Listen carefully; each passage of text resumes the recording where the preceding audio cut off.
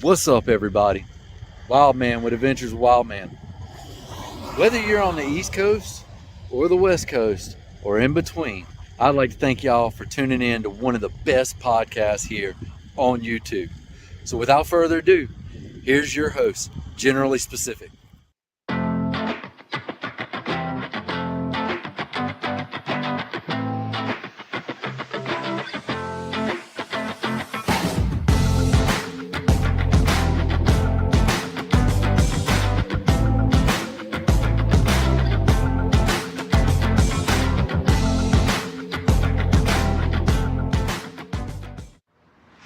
Oh, you almost had it.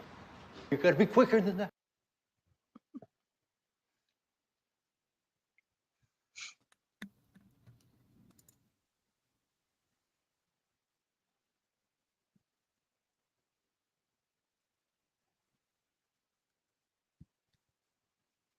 Duct tape production.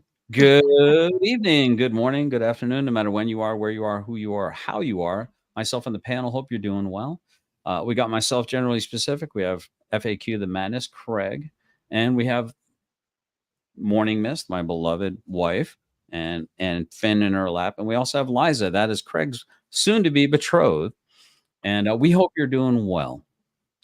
Sorry about the self-promoting intro. I will be making a Lonely Hearts Cafe intro that'll be a little bit more inclusive of not just talking about me. So that said, Miracle Whip over mayonnaise. It is known. You know nothing. Jon Snow if you shake your head. So tonight, I just want to give Craig an opportunity to introduce himself to the new crowd. And if you would like to introduce Liza, or she can introduce herself. What's up, guys? It's Craig. Fact of Madness. I am here oftentimes with Generally Specific, and here with another group, and it's good to see you guys, and glad to have my wife to be, Liza. She was very interested in talking all together with Todd and his wife, and you guys. So, thanks for having us. Yes, thank you. Miss Liza. Oh, Craig did a great job introducing me. So, yes, I am Craig's fiance, and I watched a few of these shows and became very interested just to ask a few questions on some topics that had come up, and I was extremely interested to see to really hear how Todd and his wife, have navigated through so many years of marriage. Us about to become married, it was important to kind of get with like-minded people and see how that path looks. So I'm excited to kind of get some input and give some input.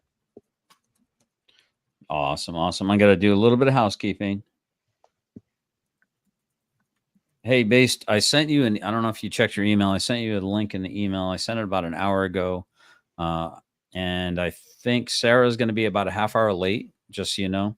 So feel free to come on up and join the panel whenever you're ready to. And then eventually we're going to be opening up to questions in the chat. And we might do a one at a time panel, bring someone up so they can ask questions, or we can have a conversation, or they can give a testimony or an experience of, how they've done something and they've been able to overcome something, right? So my lovely bride, who's incredibly verbose, who likes to talk about herself endlessly, and I probably won't get her to shut up. This is how it works, by the way, 34 years right there. Okay. Wait, do you not have? You either have a mute button or she's just conceited. I don't speak. There you go. You don't have to worry it. about it. So Craig's like, how do I get one of those? Yeah. The mute button. But do you guys remember the show? I think it was it called Rewind or whatever? But basically, he had a rewind. Oh, button. yes. And at the end of the day, when he had all the capability of doing all that stuff, he realized how much he had actually missed. So, yeah, sometimes things can be too good to be true, and you probably should tread through the waters of dealing with everything that we do deal with our loved ones. So, absolutely. So, Let me get rid of this. Let me remove this from the stage, from the studio there. That's the intro. So what I did was I wanted to kind of demonstrate. So we're not firing shots at the women first. We're going to talk about traditional man versus modern man. And I'm going to break it up on occasion. So just FYI. So that way we don't get nailed with a copyright, whatever. But this is fair use for the record.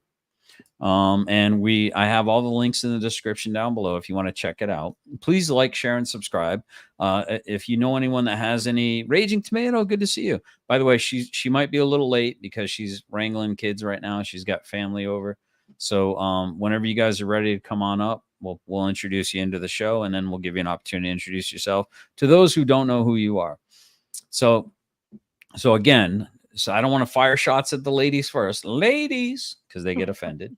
So we're going to fire shots at the men a little bit and kind of give a little example of what modern men might be like versus what, the traditional men used to be like. Imagine it's 1070, during the age of traditional men, when all that surrounds you is bare land, wild animals, and nature. The only way to eat out here is through hunting and maybe farming. Then imagine yourself now, during the age of modern men, surrounded with advanced technology, modern housing, and lots of junk food. Pretty sure they made it wrong, but who cares? I'm here to enjoy it. So I'm going to pause it because based would be like based. Because he's all about that. He's like, stop with the junk food, put it down. And here I am sipping my whiskey,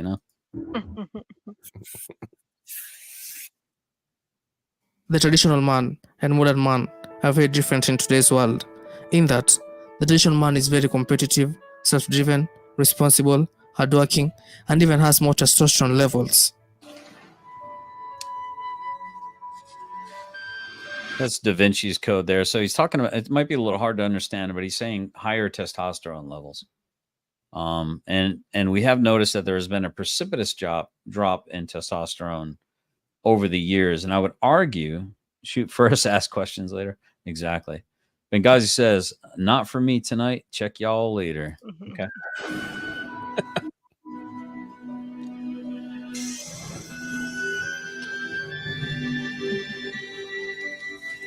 While the modern man is less competitive, more immature, emotionally unstable, and has low testosterone levels. I didn't mean to! In traditional society, men's masculinity and men just being men was widely accepted. You think everything can be solved with words. Sometimes you just have to go and take it. While in modern society, toxic masculinity is basically shaming men for just being men.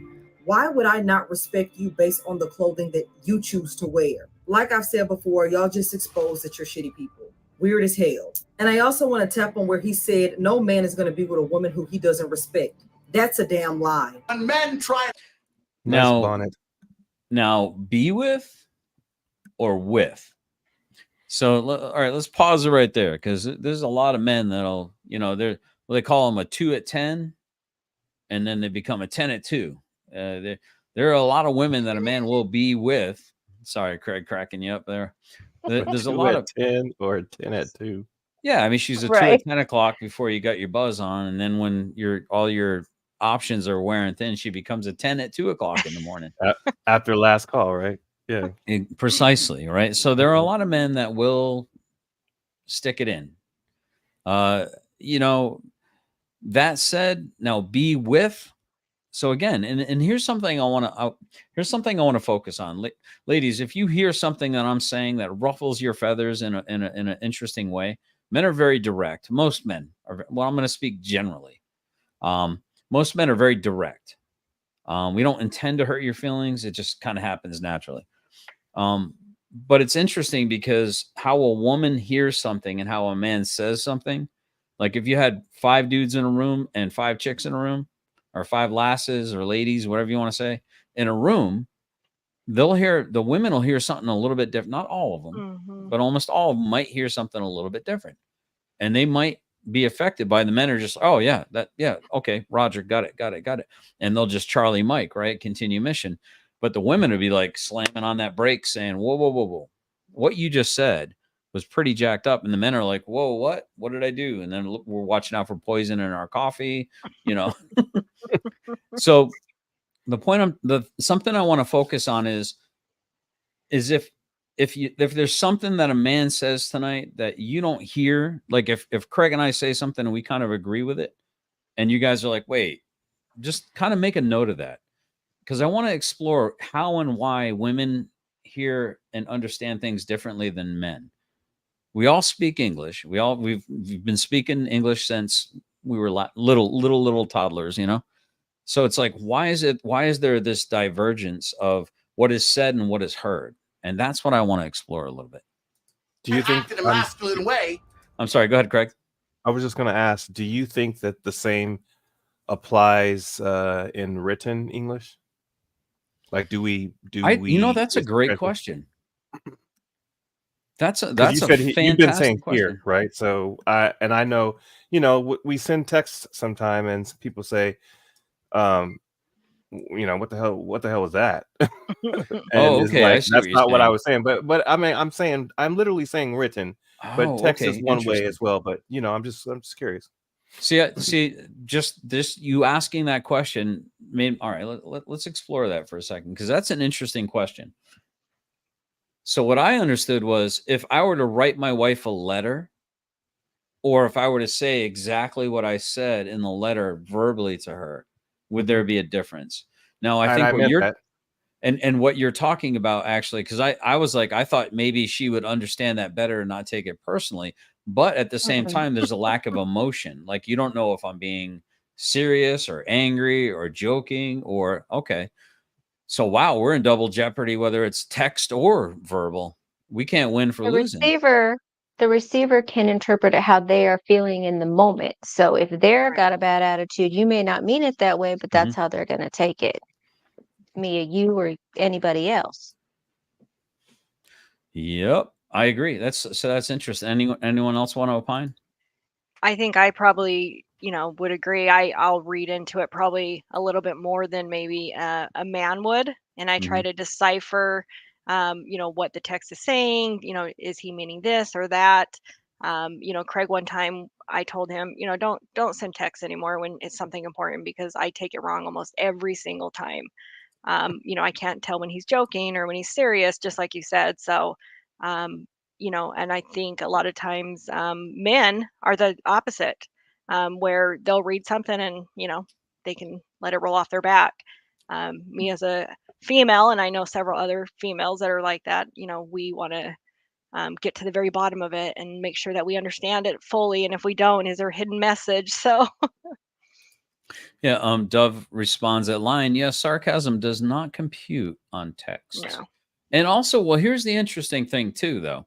Let's explore this for a second. Isn't it interesting, though? Do you not find it fascinating that sometimes we can imprint how we feel about a person and interpret that text in a negative way, even if it was meant completely innocent? Meaning we're transferring, like, we might have some not good feelings about them, and we might transfer like, oh, they're coming at me. They're firing shots at me, and they might be like, what the hell are you talking about? Is that possible as well too? Oh, yeah. Mhm.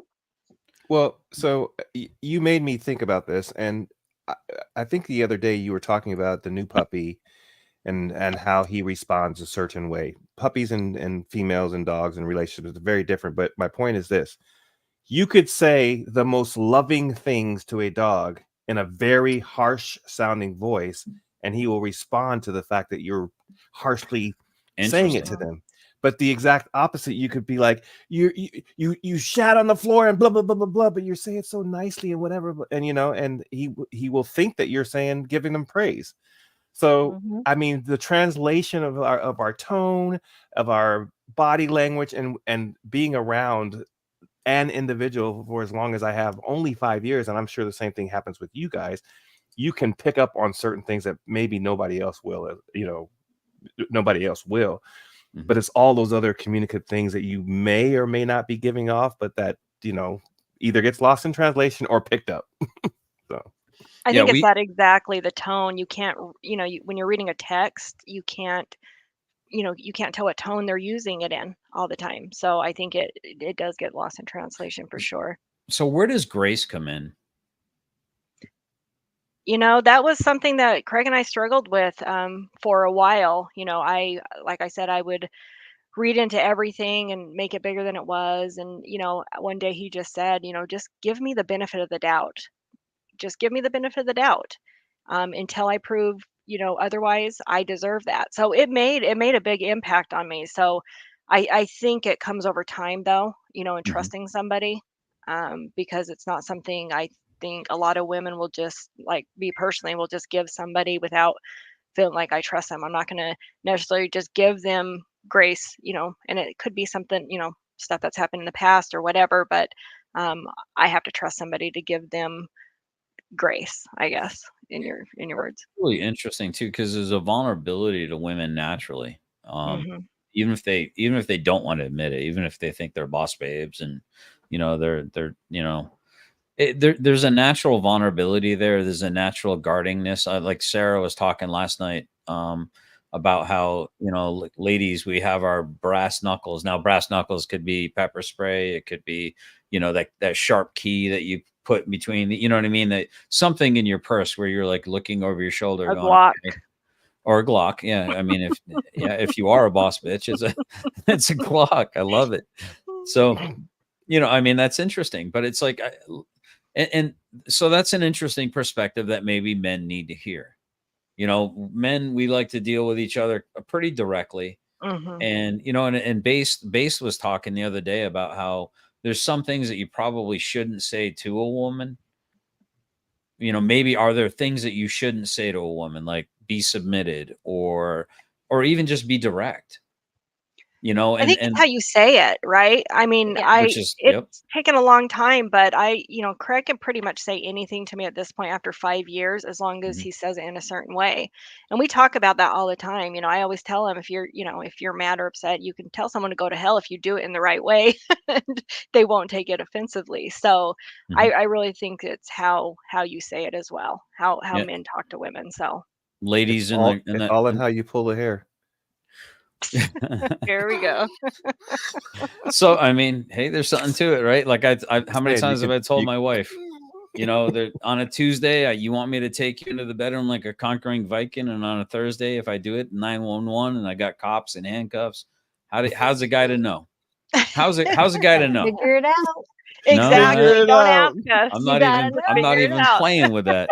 So let's go back. You Let's you need a calendar, a watch, a computer, like A all these Somebody magic different can 8 things look to ball. at me A magic Mhm. 8 and ball. know.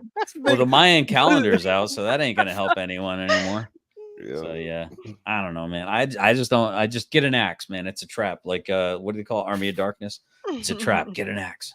So we're gonna go back to this real quick. It's good conversation, I think. Insightful, in my opinion. They're toxically masculine. Like, They demonize us. And then another way they do is they try and shame us. And poor lifestyle of eating junk foods rather than natural foods has led to modern man's testosterone levels to decrease for over a decade now.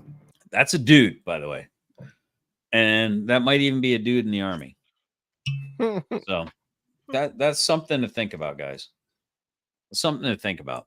That's interesting. Now we're going to talk about the lowering of testosterone in men, and what I would say is nature abhors a vacuum, and by proxy, that if nature abhors a vacuum, things will even out. So if testosterone is lowering in men, it's going to go somewhere, and where do we think that's going to Going be? up in women. Yeah. So I've maybe never. I mean, like, not up in women, obviously. well, yeah, not up Well, in yeah. women.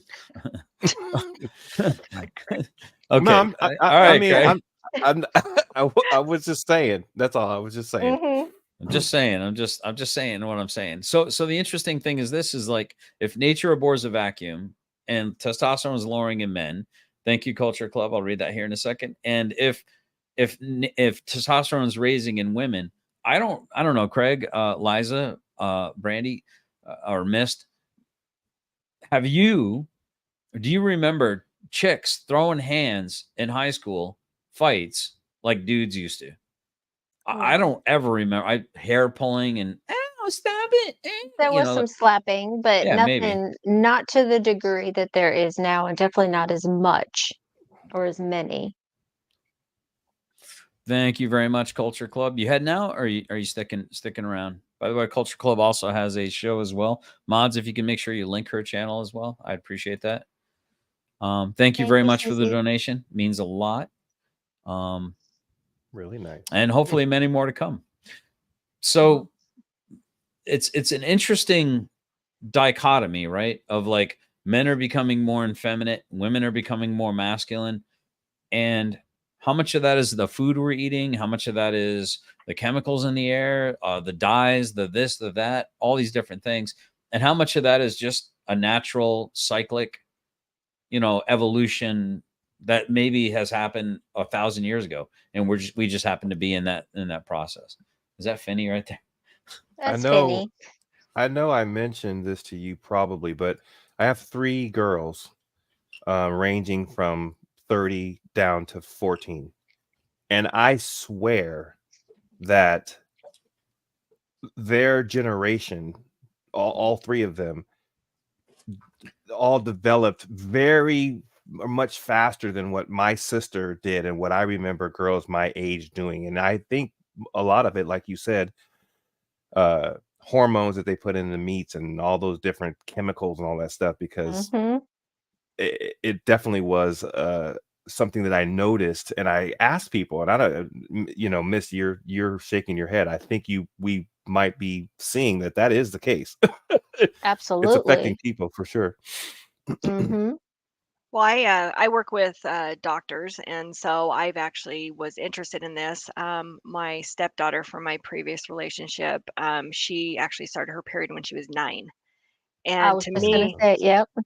that was very shocking because in my day, you were 13, 14, 15, 16 even. Mm-hmm. And so he did say there are studies out there that shows that everything that they're putting in the food, what they're feeding to the animals, so it's in the meats, it's in, The the milk. dairy, yeah, Mm-hmm. all of that. And so unfortunately, it's making, boys and girls develop a lot quicker.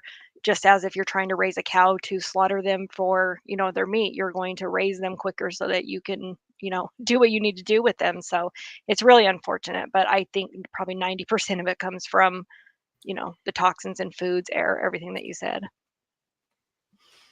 So the question is this. I often like to let's explore. We recognize that this is happening.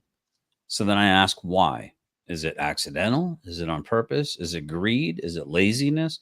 Is it a lack of paying attention to what we're putting in our foods? I believe it's purposeful. I believe because if you take an Eastern or a European that comes to America, has basically the same exact thing. Like if they were to go to McDonald's on a Tuesday, have a Big Mac, this, that, and the other thing, whatever they call it over there, and they have it here, and then they'd have pasta here compared to over there. And then they come here and they gain 10 to 15 pounds in a month. Hmm. And then they go back and they slowly lose it, even and not changing anything in their diet. So the question is, what precisely are they doing to us? What are they putting in our food and your hormones, to your point, Liza, sorry. I think it's greed. I mean, in my opinion, I think the majority of it's greed because if I really got interested in ingredients probably, 6, 7 years ago, where I started reading every label before I put it into my body. And to find out that things that, you pay more for items in the store that are better for you, organic, this and that.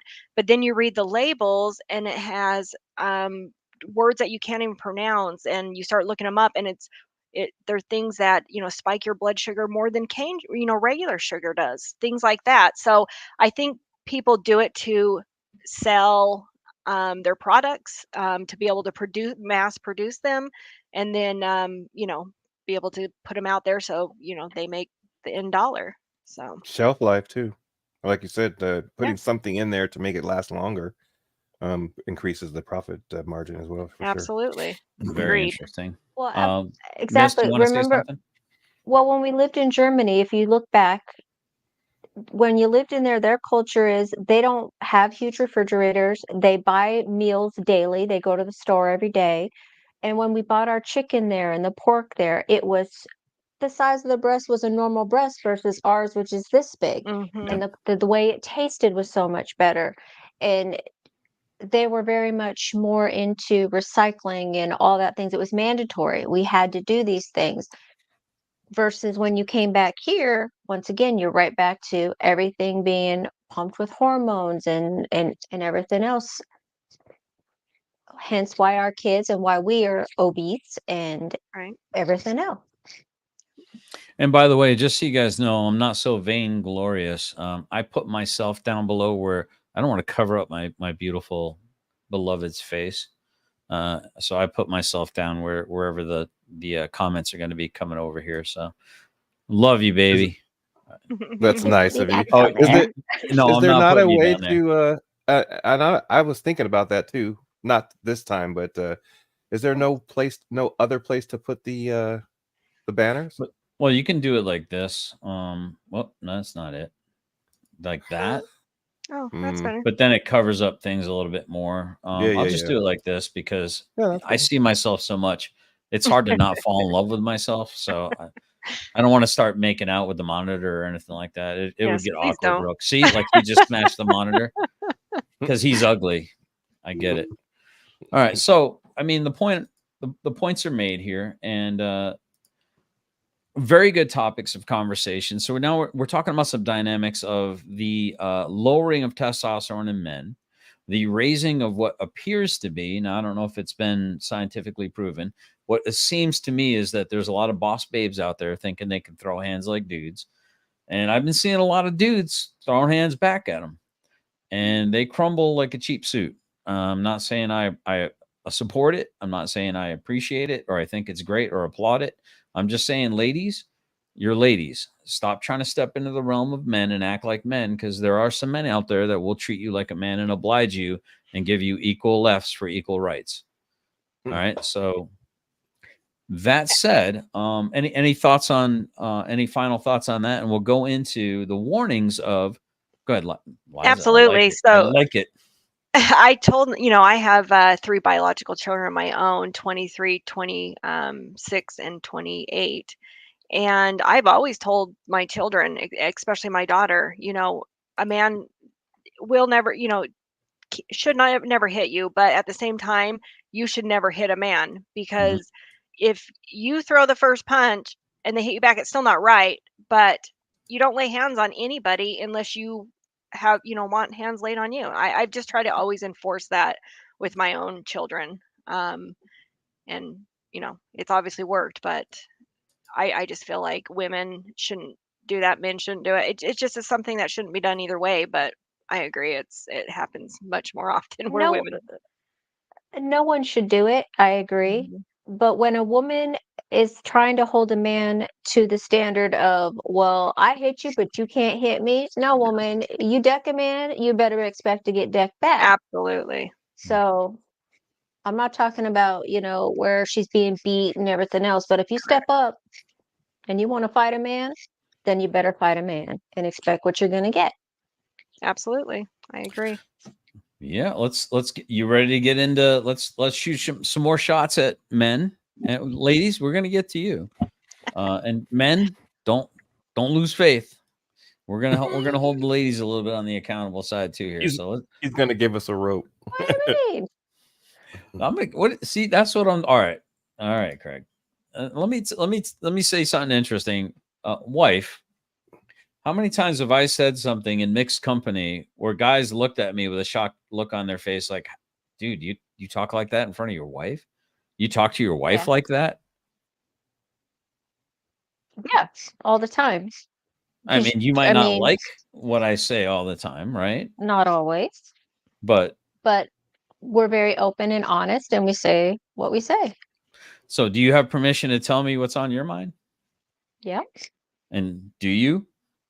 Rarely, but sometimes, not always. You rarely talk. What's up, Siege? Good to see you.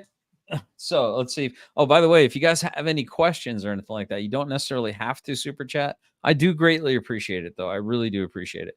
But it just put a big question, and if anyone in the audience or anyone on the panel sees this question, just remind me. I'll star it, and then we can answer it either timely if it's in conjunction with what we're talking about now. But let's see what Siege says.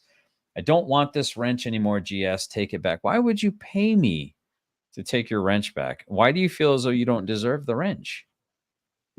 I don't understand. I will take it back if you'd rather I do. I don't have a problem with you. Or you could just I refund. guess the Let them keep two-part. it. What's You can that? let them keep. You can let them keep it and refund the $199. Well, He's like, He's like, know he's what like, I oh said. no, he's like, don't look that's not what I a meant gift by horse that. in the mouth. He's I'm like, just figuring next week he might send another $1.99 begging me, or maybe he'll up it. No, Siege, buddy, I don't have a problem with you, man. I don't understand why you don't think you deserve the wrench, man. I don't have a problem with you at all. I would tell you if I did. Example, question, and then put the question here. Perfect. Thank you, Tim. I appreciate you. All right. So let's go here and let's listen. All right, men. It's the ladies' turn to laugh. Question is, what are your thoughts on those people that are pretending? And the bigger question, is it what it's made out to be? So it depends on which field we're talking about. Are we talking about the pretenders that are in the dating field? That I think is dangerous because now this is interesting because my wife and I don't have a lot of experience on this. She's kept me in a cage for 34 years. I get why'd you snap your head like that? So she's kept me in a cage for about 34 years. So and she herself has been for 34 years. And I think we remark like a couple days like, man, I would not want to be in the dating environment in 2024. I wouldn't even know what to do. And by the way, congratulations are in order. If you'd like to announce it, Miss Liza. I know Craig has been saying it to everyone that'll listen, but it's not really, he's very excited. But if you'd like to announce, is there anything you might want to announce officially? Sure. Craig and I, after 5 years, are finally, 5 years together, 4 years engaged, are going to be tying the knot on May 3rd. So next Friday. Yay, congratulations. Thank you. Yay. Thank you. Finally, someone's going to make an honest man of him. Right? Yeah. Some of these guys name. Taking her name. are actually giving bad advice. And they're in the dating space and they're pretending like they know what they're talking about when they don't. They're just copying what they read. Like there's a few guys out there right now, and I don't mean to call them out, but they're like not even changing my words. They're teaching social circle programs and they're like literally copying me word for word. All right. So I want to kind of talk about, I'm going to pause this, and I'm seeing this a lot in the manosphere, right? I myself have coined. Can you guys hear me okay, by the way? I just want to make sure I'm not loud or not. Am I okay? All right. So there are people they'll coin certain terms and maybe not completely. Okay. It's kind of like a fake it till you make it kind of a scenario, right? You should mean what you say and say what you mean. And there are people out there they'll read the books. Some of these people that have put like a game plan together and then they adopt it like it's their own ideas, right? Like it's generically coming from them. And then so there's a lack of genuine feel to it. Like, ladies, have you ever been somewhere like pre-husband, pre-boyfriend, pre-whatever, where you feel like you're being finessed by a person? Like they're kind of putting on airs that there's something not, like just to try to impress you. Yeah. And can you kind of see through it a little bit? Yeah.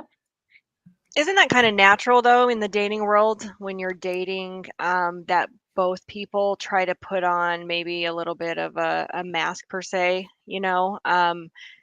because it's that honeymoon period, right? That when you first start in dating somebody and then, you really learn who the person is once you have some longevity. So, I'm not saying take fake things and pass it off as your own, but I do think, when you date, you maybe,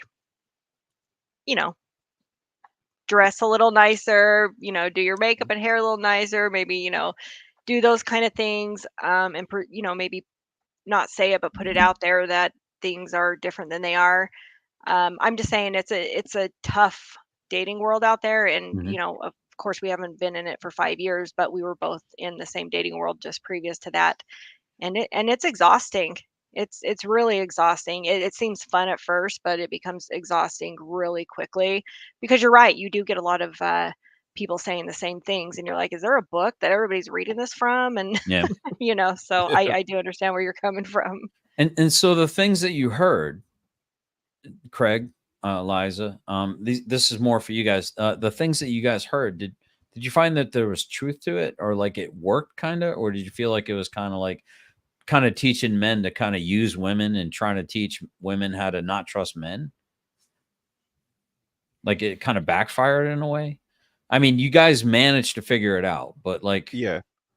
Well, it depends on how you're motivated to, because there may have been times, I'm speaking for me specifically, where I was okay with the direction that using a woman, for example, would take. But then after a certain period of time, you realize the loneliness of that all, because you're not doing anything substantive in order to keep a relationship that's going to work. So once you figure those things out, however many years it takes, then you can move forward to a better experience, which is where Liza and I are currently. so you guys are not obligated to say anything you don't want to say. Do you have like I don't know if my wife would like to get out of her comfort zone and kind of talk about how we met, and how amazingly handsome her husband used to be, but like she can go first if she wants to, if she feels comfortable enough. Or do you guys want to share how like you guys met, or Sure. like the story of how you met, or like the process of what it was like to date? But who would like to go first? Morning. Was it Well, ours is, POF or as you Tinder? can see, exact vintage, because we're very old now. So, back in the day of the mall, when everybody went to the mall, um, I was 17. It was my birthday.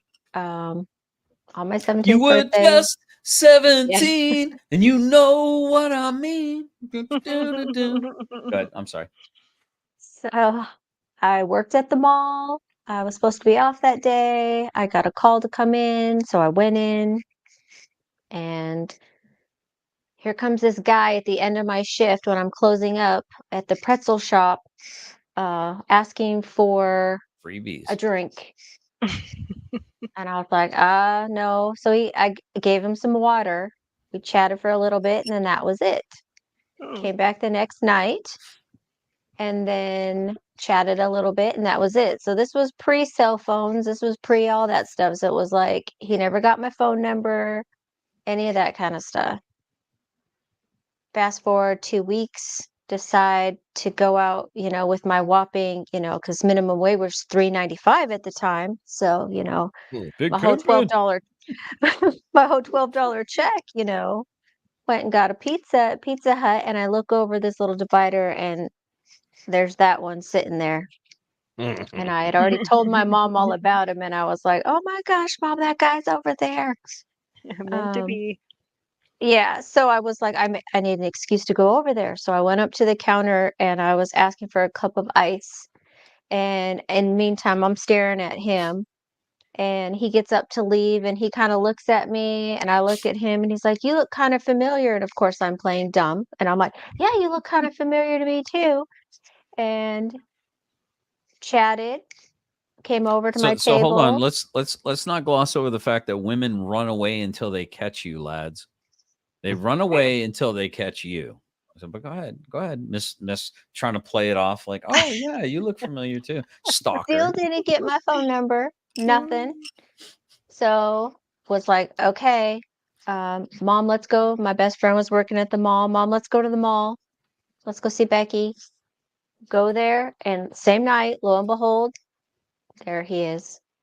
Needless to say, since that day, we've not been apart. Big Bravo. red Finally. hair, Nice. big 80s red hair. By the way, can't miss it. Took my breath away. So the funny thing is that I just got back recently from Korea. Had my heart broken when I was going into basic training. I was trying to be betrothed to this my high school sweetheart, and I wanted to do the hardship tour to get it out of the way, so that way when I came home, if we got married, that she wouldn't have to go through that as a new wife. So about a month into basic training, she broke my heart. So I was in the mindset of, you know what? I'm not trying to get locked down anymore. I'm gonna have watches up and down my arms and gold chains and rings, and I'm not gonna buy any of it. Women are gonna give it to me. I was just gonna go out and just use women. That was my mindset. I had probably about 23 phone numbers in my wallet. And of course, that's where you kept it, ladies and gentlemen, back then.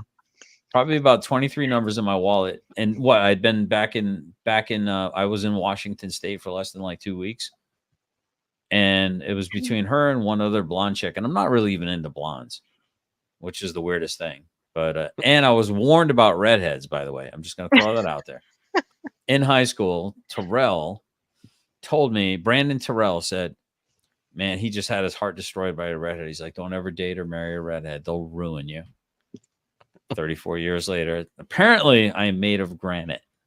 So it takes a little bit of destruction. But yeah, she's just absolutely gorgeous. Don't regret it at all. There's no other woman on my mind, in my heart. I might flirt. She knows, right? Am I not a flirt? Am I not charming when I want to turn on the charm? But I can also be a really callous troglodyte at times. And I'm aware of that. So I apologize ahead of time if I am a troglodyte. Liza and Craig, who would like to describe? All right, well, we want the truth, so we'll let Liza describe the truth. Okay, so let's see. But you and I, Craig, are going to talk afterwards. So yeah. No, my truth is his truth, so he'll tell you the Amen. exact same story. So I had just come out of a 15-year relationship. Prior to that, I was with my children's dad in an 11-year relationship, so I was back to back in long relationships. And I was to the point where I was exactly what you said. I was going to play the field. I wasn't going to ever settle down again. I felt like I had wasted, 20 something years, not wasted, but just invested. Because I would never have changed anything in my past, because I think it's it's made me who I am today. But I just didn't want to invest any more time in a long-term relationship. And all of my youngest daughter just had graduated, so I definitely didn't want to date anybody with children, that young children. I didn't mind if they had older children. I just didn't want to basically have teenagers ever again. And so I decided, this day and age, I didn't want to really hang out in a bar. That's not my scene. So I did get on some dating apps, and I believe it was POF, Plenty of Fish, that we met on. How was that with the apps, if you don't mind me asking? Is that like you got to put a bunch of stuff on there? Or? Yeah, you have to do a profile, pictures, things like that. It's exhausting. At first, it's fun. Just it's almost entertainment at first. You're looking at people's profiles. You're like, yeah, right. As far as what they're writing on there. Come on, no, you It's can't like, just leave it at that. no. Come on, spill it. The ladies, what do you mean? Yeah, right. Come on, you're out of the game. You can speak freely. Come on, give the men an example of what not to do on their profiles. Don't use a picture from 20 years ago when you can tell a picture from 20 years ago it's all grainy, and that's not you today. Wait, you come show on. up The not ladies got to looking do like that that. too. You might be the only honest lady on a dating site then, but go ahead. Continue. Oh, I used all real pictures. I was not looking for it. I did not want to show up in someone's jaw, be like, drop on the ground, like, what are you, in the wrong way? What are you? Who are My you? jaw dropped, but it wasn't because I was disappointed. I was like, "Oh yes, that's what I'm talking about, Giggity, baby." giggity. She's smacking the camera. Look at it. There was a fly. Sorry. Oh, okay. I thought I she was probably smacking should at have you. smacked him too. Yeah, so it was exhausting trying to go through and find out, who's telling the truth, who's not. And then it's kind of dangerous as well, right? So I had been in such a long-term relationship and never even thought I'd ever date again. And so, I come from a family of 10. I'm the last of 10 children. I have 6 sisters and 4 brothers. And they all, Wow. warned me, don't, don't just go meet somebody, this day and age. And, it's important because you just don't know. Watch your drink, watch Yeah, everything. right. And so, so back to Craig. I started. Yeah, I want to know, when was it that he got you into the trunk and then brought you to his dungeon? Date 3. No, just teasing. Day 3. Okay. Good job, Um, Craig. Moving fast. I like that. so we talked for a little while. Of course, we were both talking to other people and, dating and whatnot. So we talked for a little while, and just more and more, I felt like we connected on a different level than I connected with most other people. I mean, Mhm. to be honest, it was between him and one other person that I probably dated the most. And I noticed as he, you know, a lot of guys these days don't, do the chase. They don't Yeah. want to, they want the woman to do the chase. And at some point that just becomes, boring. I don't want to be on that side of it where I have to chase the man and I have to, he didn't call me in 2 weeks. Well, to me, that means he's not interested. It's time to move on. But I feel like these days that happens a lot where women are chasing the men, especially in the atmosphere. So go ahead. Well, I was going to say, how much do you think that is because men are get kind of sick and tired of women's games? And Craig, I got a question for you as far as like how full were your DMs? And Liza, I already know your DMs are flying full. Oh, I'm sure you had a bunch of dudes you're like, all right, you're weird, you're a creep. But it's a lot easier for women than it is for men. Men got to shoot their shots, man. And it takes a lot of courage. Go ahead, Liza. no, Craig I believe we've talked about this in great detail. Craig's DMs were just as full as mine. Okay. All right. So, All right. but for sure. Oh, damn woman, hold something back. I mean, so Oh, this isn't a private conversation? no.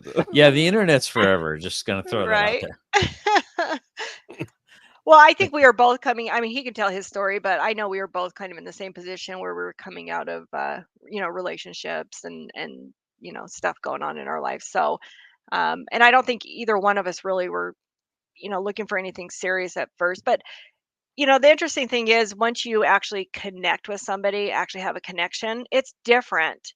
It doesn't where you don't have to, think about what you're going to talk about or plan on it. And, that it just becomes easy to talk to them on a regular basis. You go out, it's not uncomfortable. And that's how I felt with Craig most of the time.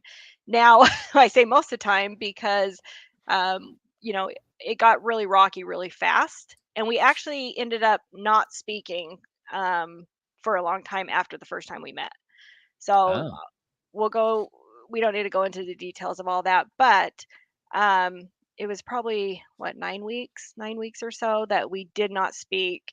And the funny thing was I missed speaking to him every day, but there was no way I was going to reach out to him. So one day he he reached out to me and basically just reintroduced himself, said something really, clever and charming. And Ladies, why not? Listen, we're men. We are right. very simple. If you send us to the store, pin a note on our chest so that if there are other women there, they can help us find what it is you want us to find. We want to accomplish the mission. I promise you. We just had me taking her car to the Great. shop. And she's And like, great. All right, hold on, pump your brakes. Because I know you got a wedding coming up. Don't say anything. Go ahead. well, so she said she wrote out, do this, this, and that. And I gave it to the guy, and apparently I missed the balance portion, which was $29.99. Right. And I come back and she's like, how much clearer could I have been that you needed to do this, this, and that when I sent you with my vehicle? Because I normally drive my vehicle. She doesn't like me to ride her vehicle. I mean, it's our vehicle, but I'm saying, like, when I eat chicken in there, she's like in there as if she knows that I ate the whole chicken. Of course. And watermelon. Was there watermelon seeds all over the floor? Like that. Exactly. Knock it off. Like, hey, everyone likes chicken and watermelon. Yeah, chicken That's is hilarious. delicious, and everybody knows that we are quite fond of it. But that I eat chicken when I go out there sometimes, and she doesn't like it, so I have my own vehicle for that reason. But yeah, we met, and we fell So in you love. failed, is what I'm hearing. I did Even though fail. she gave you a detailed note, that It still was very happens. detailed. I don't know why I missed it. Okay, so I'm going to ask the question I asked initially. When does grace kick in? Well, not in She this blinked 3 situation. times. There was no grace. Honestly, Gotcha. just wasn't a situation that I really wanted to be in, and it wasn't a great like first impressions are big to me, and it was just not something I thought, especially coming out of a long-term relationship and not really wanting to be in a relationship. I was just like, why am I going to waste my time? But again, like I missed the connection, and so I continued to date. He reached out to me, and we decided to, start dating again and give another shot. I was very clear I was still going to date other people. And, um, one day it came to where I didn't really want to hang out with anybody else. And Mhm. so, he had asked, we went to some falls. Babe, I don't remember what that was. It was, like almost like a camping thing where you're in Yeah. um, you rent Hot some. springs. Yeah, hot springs. Yep. And Oh, we nice. rented a place, and I remember him asking me if, I wanted to be exclusive with him, and those sort of things don't necessarily happen. You know what I mean? I don't remember in my previous dating life or relationships, somebody taking those steps. Plus, he opens the door for me every time I get in the car, and I've never What? seen or had anybody in my life He's do a that for me gentleman? Are you what? every day. Never, Really? never. Really? I've had the men I've dated, their father do it for me. Like when, Yeah. we'd go to their home and their father would run out and do it. And I'm thinking, why didn't you teach your son, just to have. Hmm. Beloved, would you like to let him know when I catch you trying to open the door what happens? Gets mad at me, or he'll swat my hand and tell me no. No, So. come on. Now I'm gonna have CPS called on me Swat because my you were hand. 17 when I met you. Yes, I'm not your kid. I know. Well, that's what I'm like, how old is she? I mean, come on I'll now. never tell. I was thinking about looking up the lyrics to whatever song you were talking about, and I She swear was the fact that just she was 17 17. might not be what we're thinking. No, Like, it's Beatles. It's the Beatles. oh, okay. Because I thought of a song that talks about somebody being 17, but the person who was talking about it wasn't 17. They were older. No, he was older. Yeah, I was older. Oh, He was okay, okay, all right. 21. Oh, see, mm-hmm. I was in the army. Yeah. Yeah. I was a junior in high school. Oh, okay. Yeah. Ooh. Well, she was just 17. You know what I mean. And the way she looked was way beyond compare. Allegedly. So how could I Minecraft. dance Right. with another? Ooh, when I saw What's the statute of you limitations? stand- It's the whiskey, man. It was Blame it on 16. the whiskey. Blame it on the alcohol. They're Anyway, probably good. so We were good. It's been 30 plus years. They're probably okay. yeah, mom knew about it, everything. So she didn't Gotcha. like me very much, but it turns out, No. yeah, She didn't. no one really likes me. I like you. So Ouch. I appreciate it, Craig. I like you as well, brother. Thanks. So it's interesting.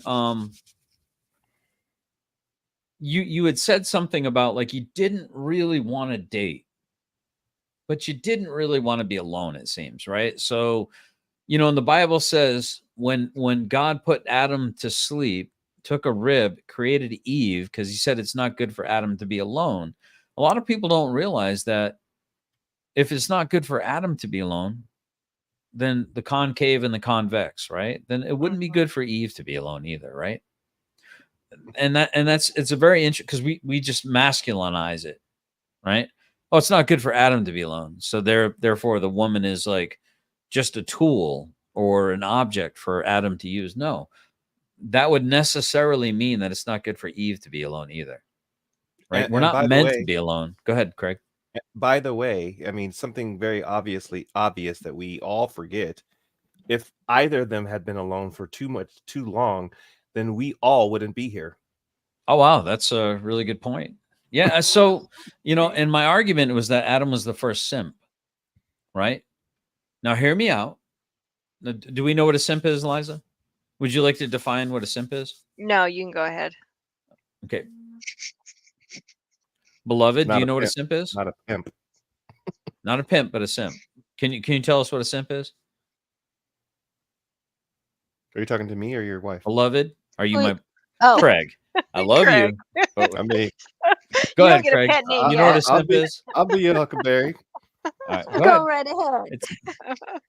It's Well, So I just think of a simp as a person who basically what we used to call a person who's whipped, p-whipped. Yeah.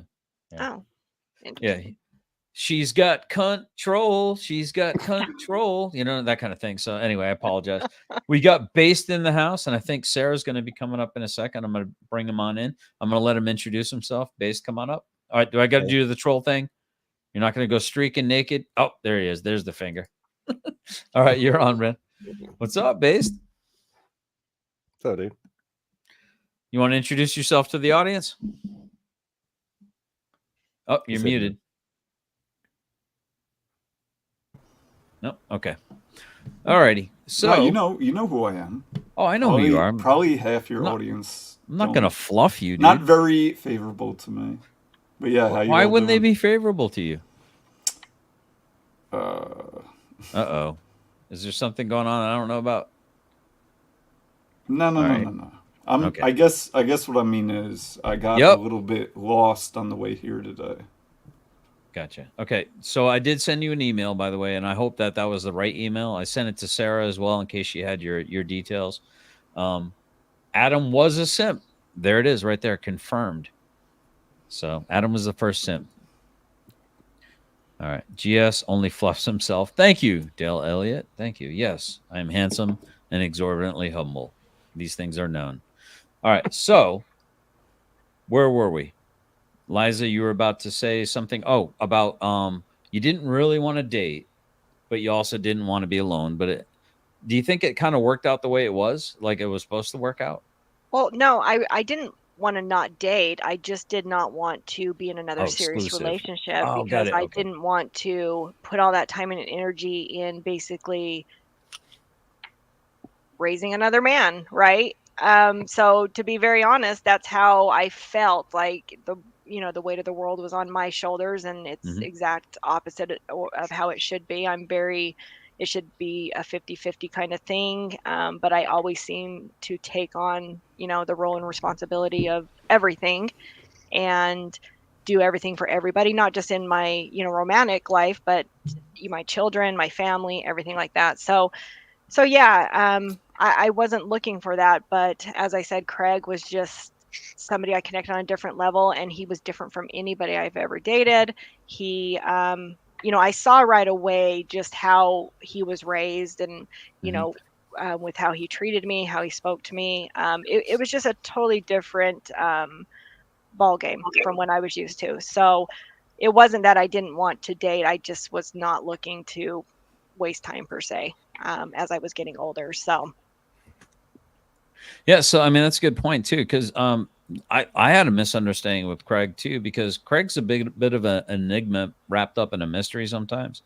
He's very he's poetic when he could be direct, and he's direct when he should be poetic sometimes, and it's hard to read him. And I think I had a misunderstanding of a few things in the beginning, and I'm glad it worked its way out. Sarah, welcome to the show. We got Sarah with the Raging Tomato. Mods, make sure you please. I have Based and Sarah's information down in the description below. And we're going. This is a pregame, by the way. We're going to be going to Sip and Stream. Sarah, would you like to talk a little bit about your show that's coming up right after this at 9? I believe 9:30, right? Yeah. Usually it's 9:15, but my host. The male host that I have, of course, just texts me, "Oh, it'll probably be 9:30 for me." I'm like, Jesus Christ. Like, I can't get a group of men to show up on time. But a quick question to you for housekeeping. Do you want me to dual stream this to build up if you want to, absolutely. All right, I'll kick that off here in just a minute. But yeah, every so bit of permission. Oh, thank you. For the Sip and Stream, we do this every Saturday night. It's supposed to start at 9:15, but there's a lot of tardiness going on lately anyway, so it doesn't matter. It starts whenever the F we feel like. But it's fun. It was just something I started one night. I was kid free and I wanted to go out, but I didn't want to spend a bunch of money. And I'm like, you know what? F it. I'm just going to stream tonight and see what happens. And the crowd loved it. It turned out really well. And so now it's turned into a thing. And I usually will do interviews and whatnot. We did girls' night last weekend, so I figured I'd do guys' night this weekend. So I hope everybody wants to come tune in for that shit show that's about to go down. Well, I think you're missing. I think you're missing the big alert. Last week was a little bit different than just a regular. Come on, what happened last week? It was my birthday bash. It's your birthday. It's my birthday too. Sarah's birthday. So Yeah. happy birthday. You're Thank 21, you. right? So you 21. finally legally can Now- drink online. Yes. Yeah. Congratulations. All right. So we're going to be heading over to Sarah's stream if you want to. I would hope that you'll join us. We're going to, do you know what the topic's going to be tonight? Or is it just going to, It's the hands guys, off? whatever guys talk about when the girls aren't around. Oh, so there's going to be a lot of mansplaining. Perfect. Then we'll understand it. Logic. It'll be logical. It'll be wonderful. It'll be seamless. It'll be professional. I got it. Yeah. Yeah. And well, and it's for, I put together a group of guys that really none of them operate together. So they're all in their own little areas of the manosphere or vinyl community or whatever the case may be. And so it's kind of going to be interesting, but they're all mild-tempered men. So it shouldn't get too crazy as far as like the banter or, it shouldn't get controversial. I'll say that. Good stuff. Sarah, you said manosphere and vinyl community. What do you mean by that? Manosphere is kind of where you're sitting right now.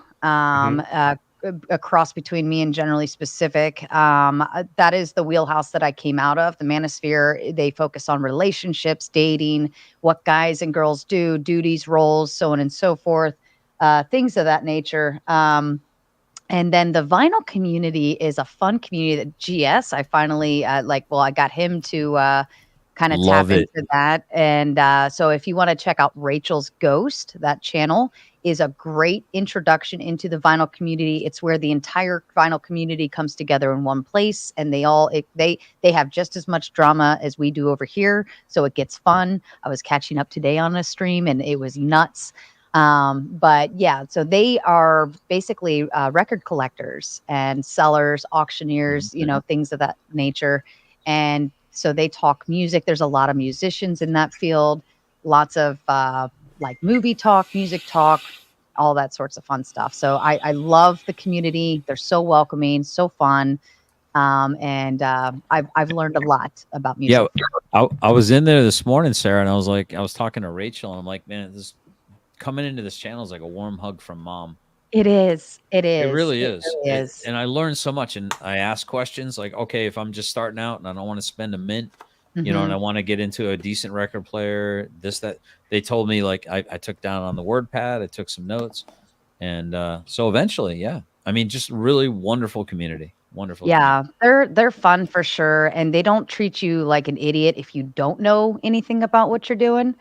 I feel like they're just very welcoming in that aspect, and kind of have a high respect for any newcomers and people who take high interest in that aspect. Yeah. All right. So the interesting thing was we have a variety of groupings here. We got people that have been together from very young throughout.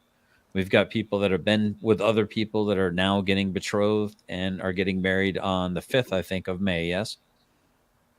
Right? 3rd of May. I'm sorry. Congratulations. May the 4th be with you after the. Oh, may the 4th be with you on your honeymoon. Okay, I see what you did there, Craig.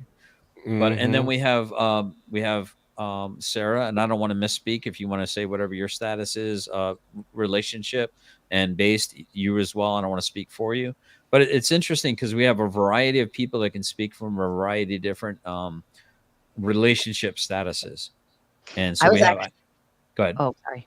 I was actually going to laugh at this. I was like, is this supposed to be like a triple date setup? As I started realizing the relationship status is on screen, I was like, wait a minute. Are we supposed to be like the new couple or something? Like, that's cute. But no, you got Sarah excited. I was so excited. I was like, oh my God, Based went and put together this whole triple date. It's so cute.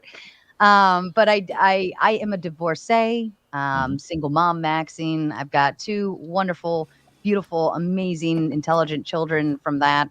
I've been divorced officially since November, but separated for a couple years. We were married for about 10 years. But yeah. All right. And again, don't divulge anything you don't feel comfortable divulging. It's perfectly fine. I feel uncomfortable. Okay, he's uncomfortable. Okay. So he'll get over it. All right. So again, we're probably gonna have some questions that you know, if you feel like you have a good voice to answer it or an experience to answer it, feel free. What I think I'm going to probably do is I'm going to put the link up eventually, and we'll let people come in one at a time, ask their questions, have their conversation, or give a testimony of their experience, and then we can comment on it, and then we'll move on to the next one. If people want to do that, it's perfectly fine. Wait, you didn't ask me my status. But you right? said okay. I'd love. Go ahead. I thought you said you were like uncomfortable, so I didn't want to push it. Yeah, I am, but In the who brooding cares? male.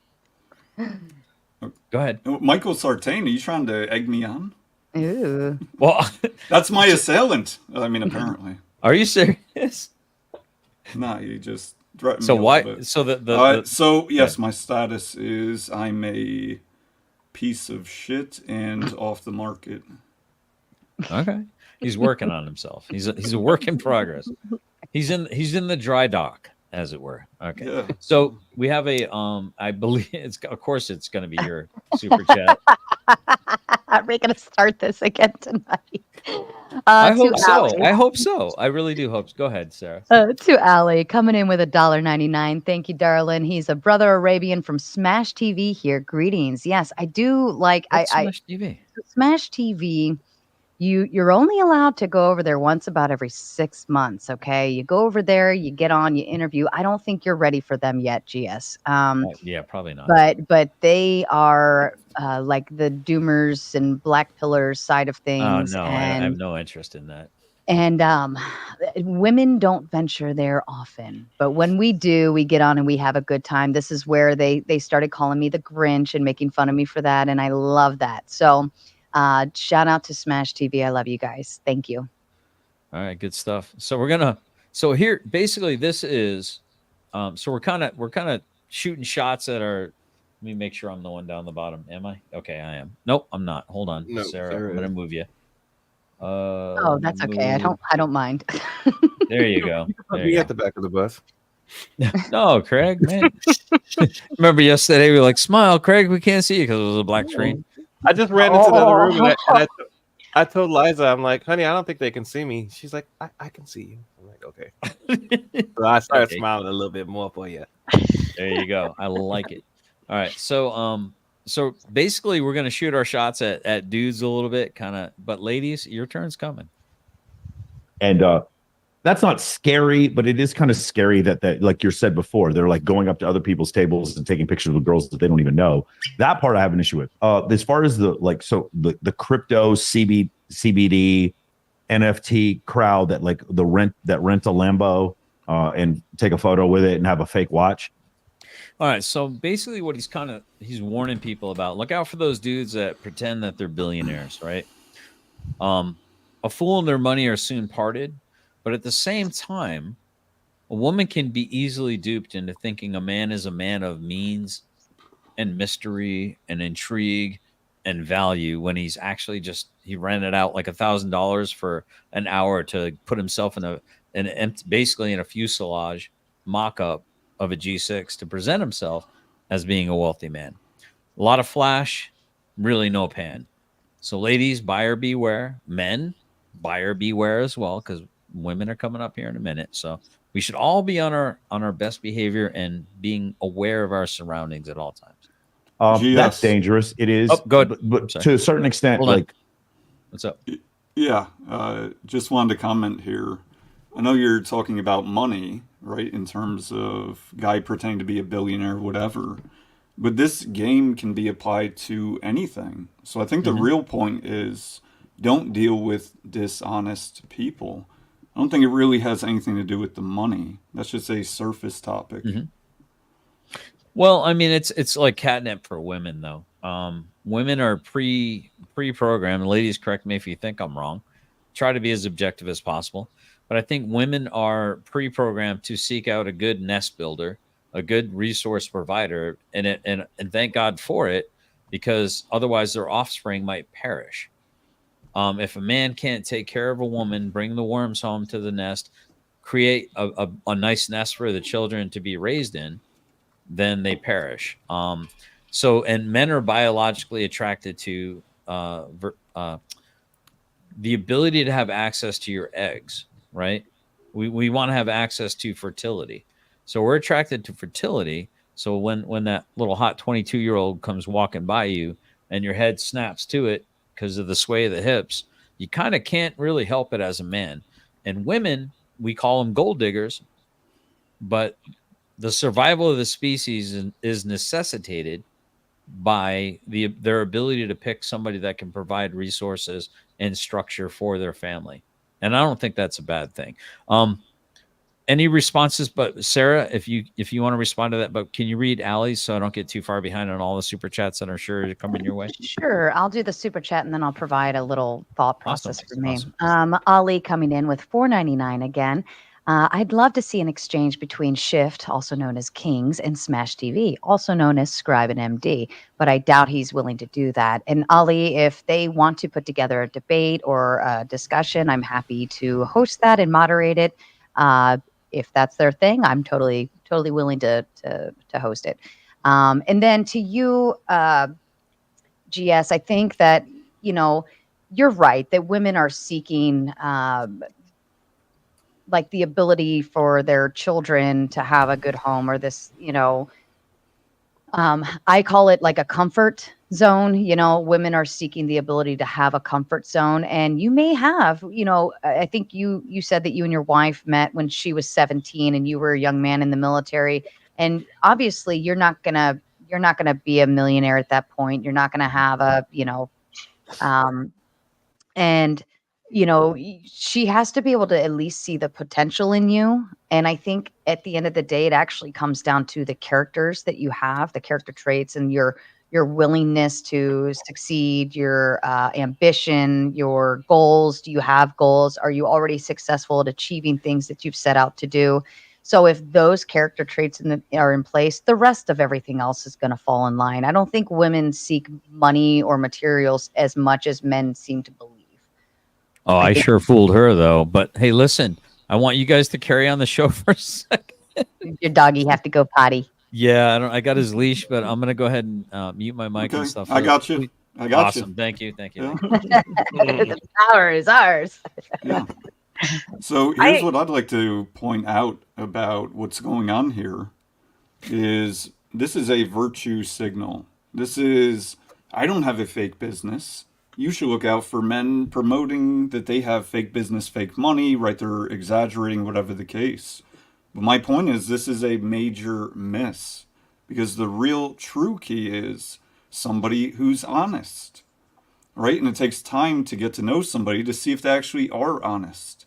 And all that's being promoted here is, right? There's men out there faking that they have money. Yeah, there's men out there faking they have Instagram subscribers or YouTube. Michael Sartain, perfect example, which makes it very ironic as per the virtue signal. I can understand that. Liza, you were chiming in on a thought. I was just going to say, I think it depends on what stage of, in your life you are. If your children are grown, for me, I wasn't looking for somebody to give me financial stability. I gave that to myself, by many, many years of hard work.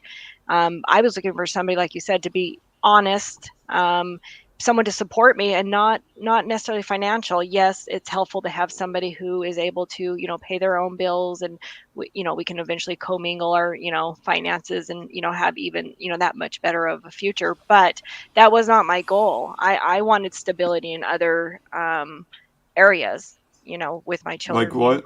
Like what do you mean? I wanted somebody who, could take on some of the, the life things. For instance, I come from a family of 10 children. I have, I was in 2 very long relationships where I became everybody's go-to for everything. Craig, early on in our dating years, he would say, my children would call and he's like, do they know there's Google out there? Because they called for everything, and that wasn't just my children. It was my siblings, and I'm the youngest of 10 children, and I had all my siblings calling me, friends. It was like I was the go-to financially. I was the go-to if they had questions. I was the go-to for everything. So I just wanted someone to come in and take a little of the weight of the world off my shoulders. She was so used to doing everything. that it was like almost palpable when we went to traveled. I was like, honey, you don't have to do all of that. We can, it's going to be a different experience for now. And I think that's something that she learned to appreciate. Sorry, I didn't mean to cut you off. Can you extrapolate on that a little bit? I don't exactly understand like what burdens per se have like you taken off, or Liza, your interpretation, because I don't exactly get what you mean.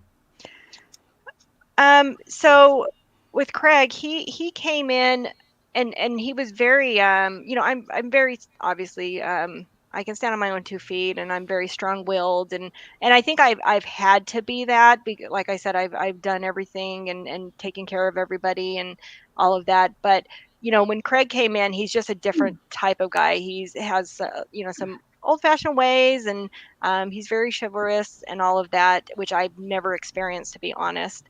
And so when he came in, he he was more trying to teach me in a way without upsetting me, but giving me guidance, which I've never, to be honest, have taken from many partners in my life.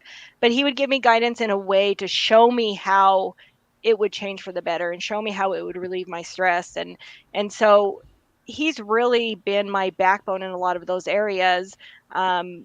What were the financial piece of it nice as well, so I could cut back at work? Absolutely. But it's not what I initially was looking for. It was just kind of the cherry on top. Somebody to come in and, if something blows up, there's an emergency. For instance, my mother passed away that I cared for 9 years in my home right before I met Craig and right before my previous last 15-year relationship. So shortly after Craig and I started dating and we actually moved in together, my sister, that was 56-year-old, that lived in our same apartment complex, died all of a sudden. So normally I would have been a mess, which I was, but Craig stood up and he took care of the entire situation. Normally, I would be the one taking care of everybody around me in the entire situation, but she unfortunately, her heart valve exploded, so she had crashed into the side of a building, and so things that you don't even think of, like the cops called and needed somebody to move her car. There was no way that I could have went and moved my sister's car that she just died in. And Craig stepped up and he let me take care of that. You don't need to be doing that. So that's what I'm talking about. Someone to step in when it really matters and help you and do the things that you don't necessarily want to do or even mentally or can do. So I think I think in that I can't really like pinpoint exactly it because I know money is a big topic, but just those little things and big things when times get tough is very, very important to me how somebody Do reacts. you think that like obviously you were single, right, for a Mhm. while after I think you said you got a divorce? Were you Yes. and Well, then you're a single mom essentially, and then um so when we're going solo and having to be in charge of a household and having to maintain the finances and having to do what some would call right now like masculine energy or masculine based duties or roles or things of that nature, so you have to step into a man's like typical role, right, being the head of the household and taking on all of these things. That's why you're everybody is relying on you because you're able to step into that spot and shine in it because you have to, right? If you're a mom and you're head of household doing all this stuff by yourself, you don't have anybody else to lean on. And it sounds like your fiance maybe stepped in and allowed you to take a step down more into your feminine role, as they would call it now, absolutely. and actually let you be the woman, let you take your time to get prettied up and let you work a part-time job or work less or whatever it is you were saying, and allow you to just breathe, and so that he can be the man and take on the responsibilities that he feels the need to do. Absolutely. And the thing is, I probably, not probably, I was the masculine role in my previous relationship. I'm the Mhm. one that worked 6 days a week, 15, 16-hour days. He stayed home And he did, I'm not downplaying anything he did, because he helped me raise my children, who were not his biological children, but they were all little, and I did not want them in daycares. Um, he also, my mother, who came down with, she had dementia, she had some other health issues, and she had strokes. So she came to live with us for 9 years. I wouldn't have been able to care for her the way I did for all those years. So yes, I did take on, the so-called male responsibilities and roles. So, and I also made all the decisions, and, took the reins. And so it took a lot of time for me to realize that I don't want the reins. I don't want to be the one that so-called leads, right? I'm okay with somebody who I know has my best intentions, you know lead. I'm okay with that, and I have never been that way in my life. And I'm approaching 50 years old, and this is the first time in my life anybody would ever catch me saying that I'm okay with somebody else leading me.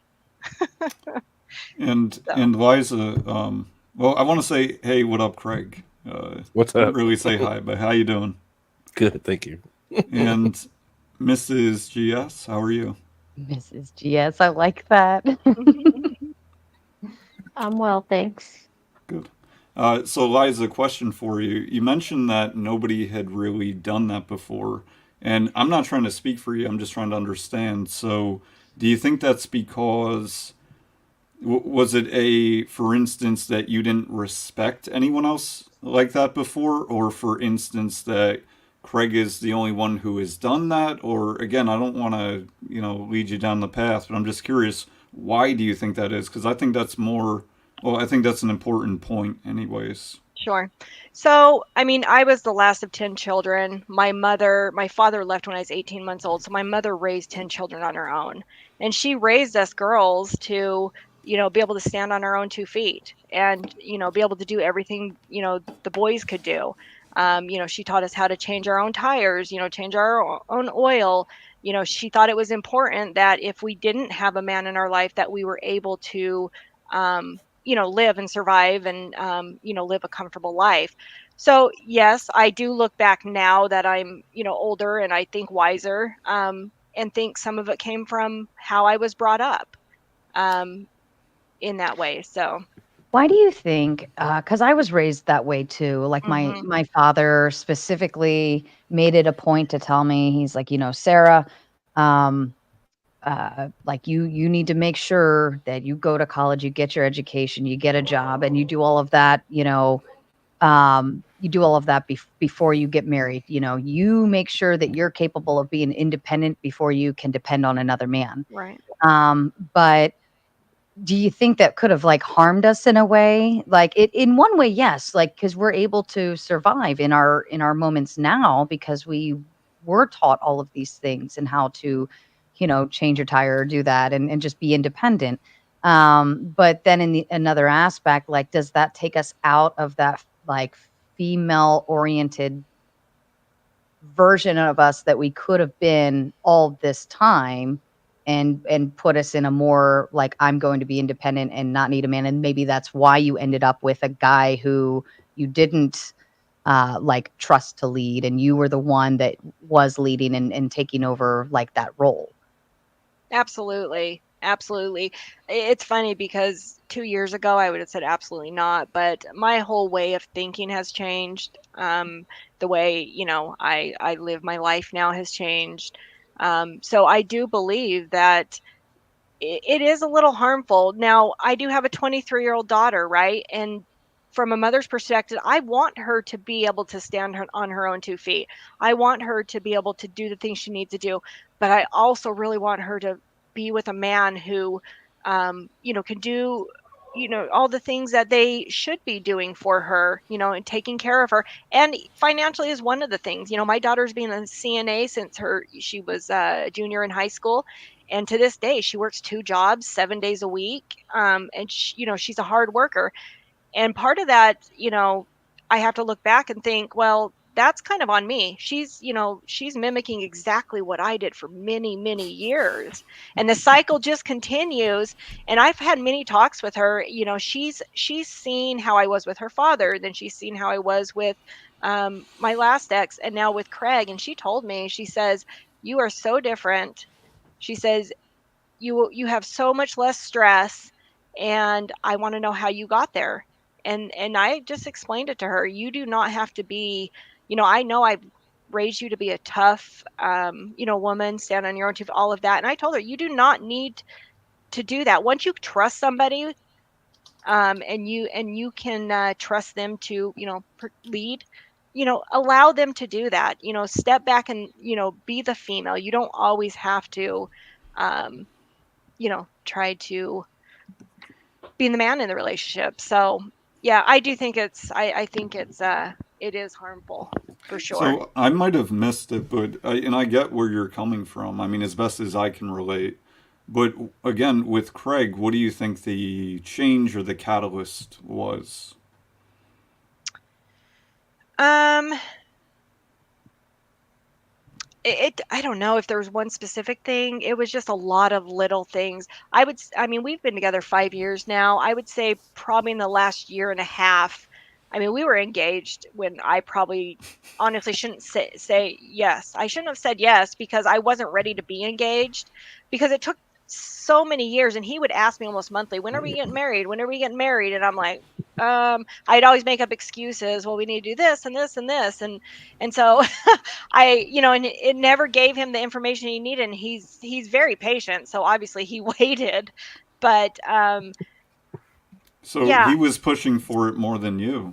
he was. He Oh. was. And I didn't trust, and I mean, there are some things we went through that caused me not to trust, but for the last year and a half, I just started seeing things differently. And it's honestly because Craig was leading. He was showing me this, how life could be different, right?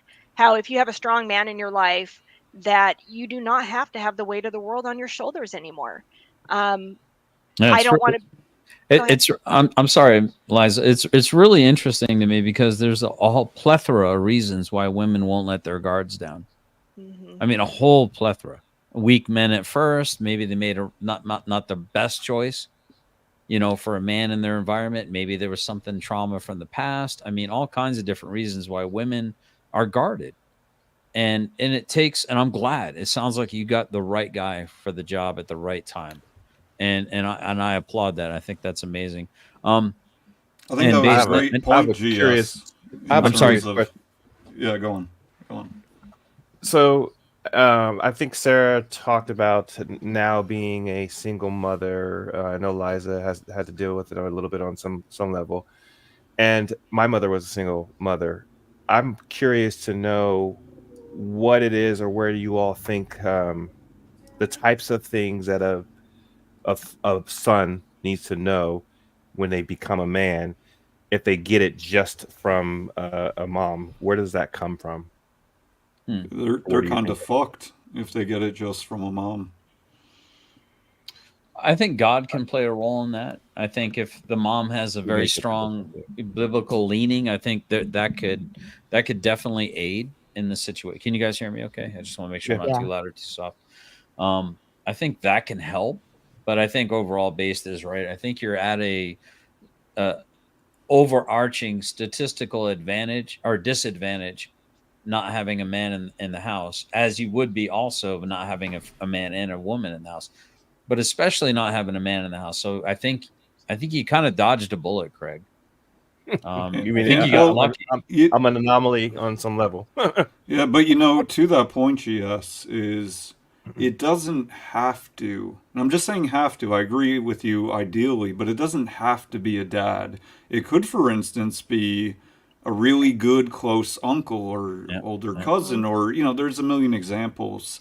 But to your point on the law of right balance of probabilities, if there isn't a strong male figure, a good strong male figure, that kid, those kids, and by the way, whether boy or girl, I think that they're in a bad position, right? They're going to be fighting uphill.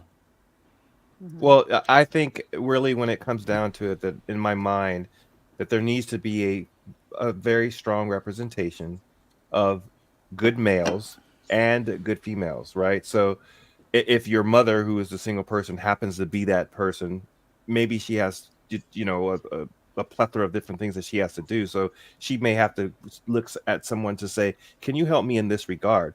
But ultimately, at the end of the day, they need to have a very good representation on both sides, male and female. I Like think it's to your point. consistency, though, as well. You know, you can have an uncle that, you know, shows up once in a while, but having boys that were, you know, just over a year and a few months apart, and having that time when I was a single mother, um, I did fear for what it would do to them not having a strong male role model in their life. So I think it's important, especially over the age of 8, when they're kind of, you know, they're kind boys really lean towards their mother until about 8, but after that, I really feel like a boy needs consistent male role model And consistently.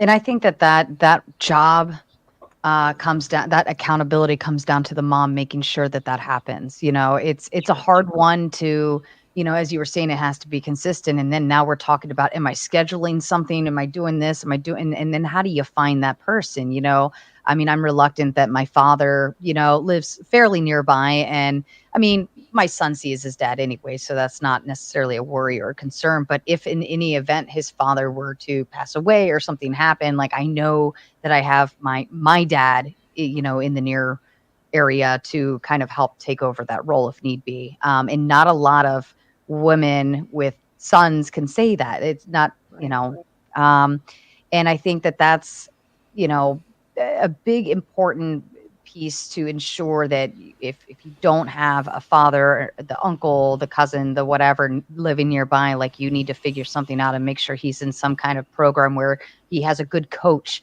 you know, like a sports coach or somebody to that degree that can help lead him in that direction and show him those correct behaviors. So we do have a couple questions. First, this is probably anecdotal or just for a laugh. Dale Elliott wanted to know, Hendry, if you're still in here, do you help with the dishes? He shot a shot at him. And we have one from Lawrence. This is for the panel, and we'll go with Morning Mist, and then we'll go around the horn if that's all right with you guys. And here's the question here, and I don't think I missed. Sorry, he's whining in the background there. Let me go ahead and mute my mic. Anything wrong with roles being interchangeable? My wife and I have swapped the leading role a couple of times over our 20 years, mainly just due to situational stuff.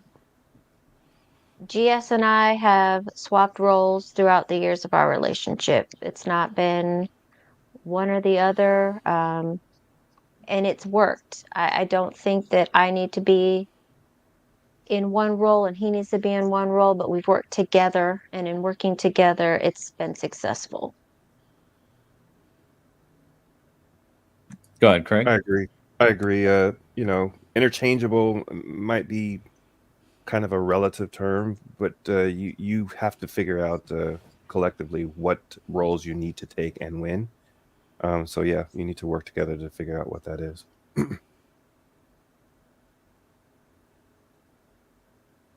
He's saying Liza. He's Oh, muted. I'm sorry. I'm sorry. I agree. I think, you know, depending on the situation, roles can be interchanged. I did it for 15 years where, you know, I was the one that worked and did all of that while he stayed home. But I think it can also be detrimental if it's if you have young children, and kind of confusing, you know, if you have young children and it's a long period of time. But at the end of the day, you know, you have to do what you have to do to survive.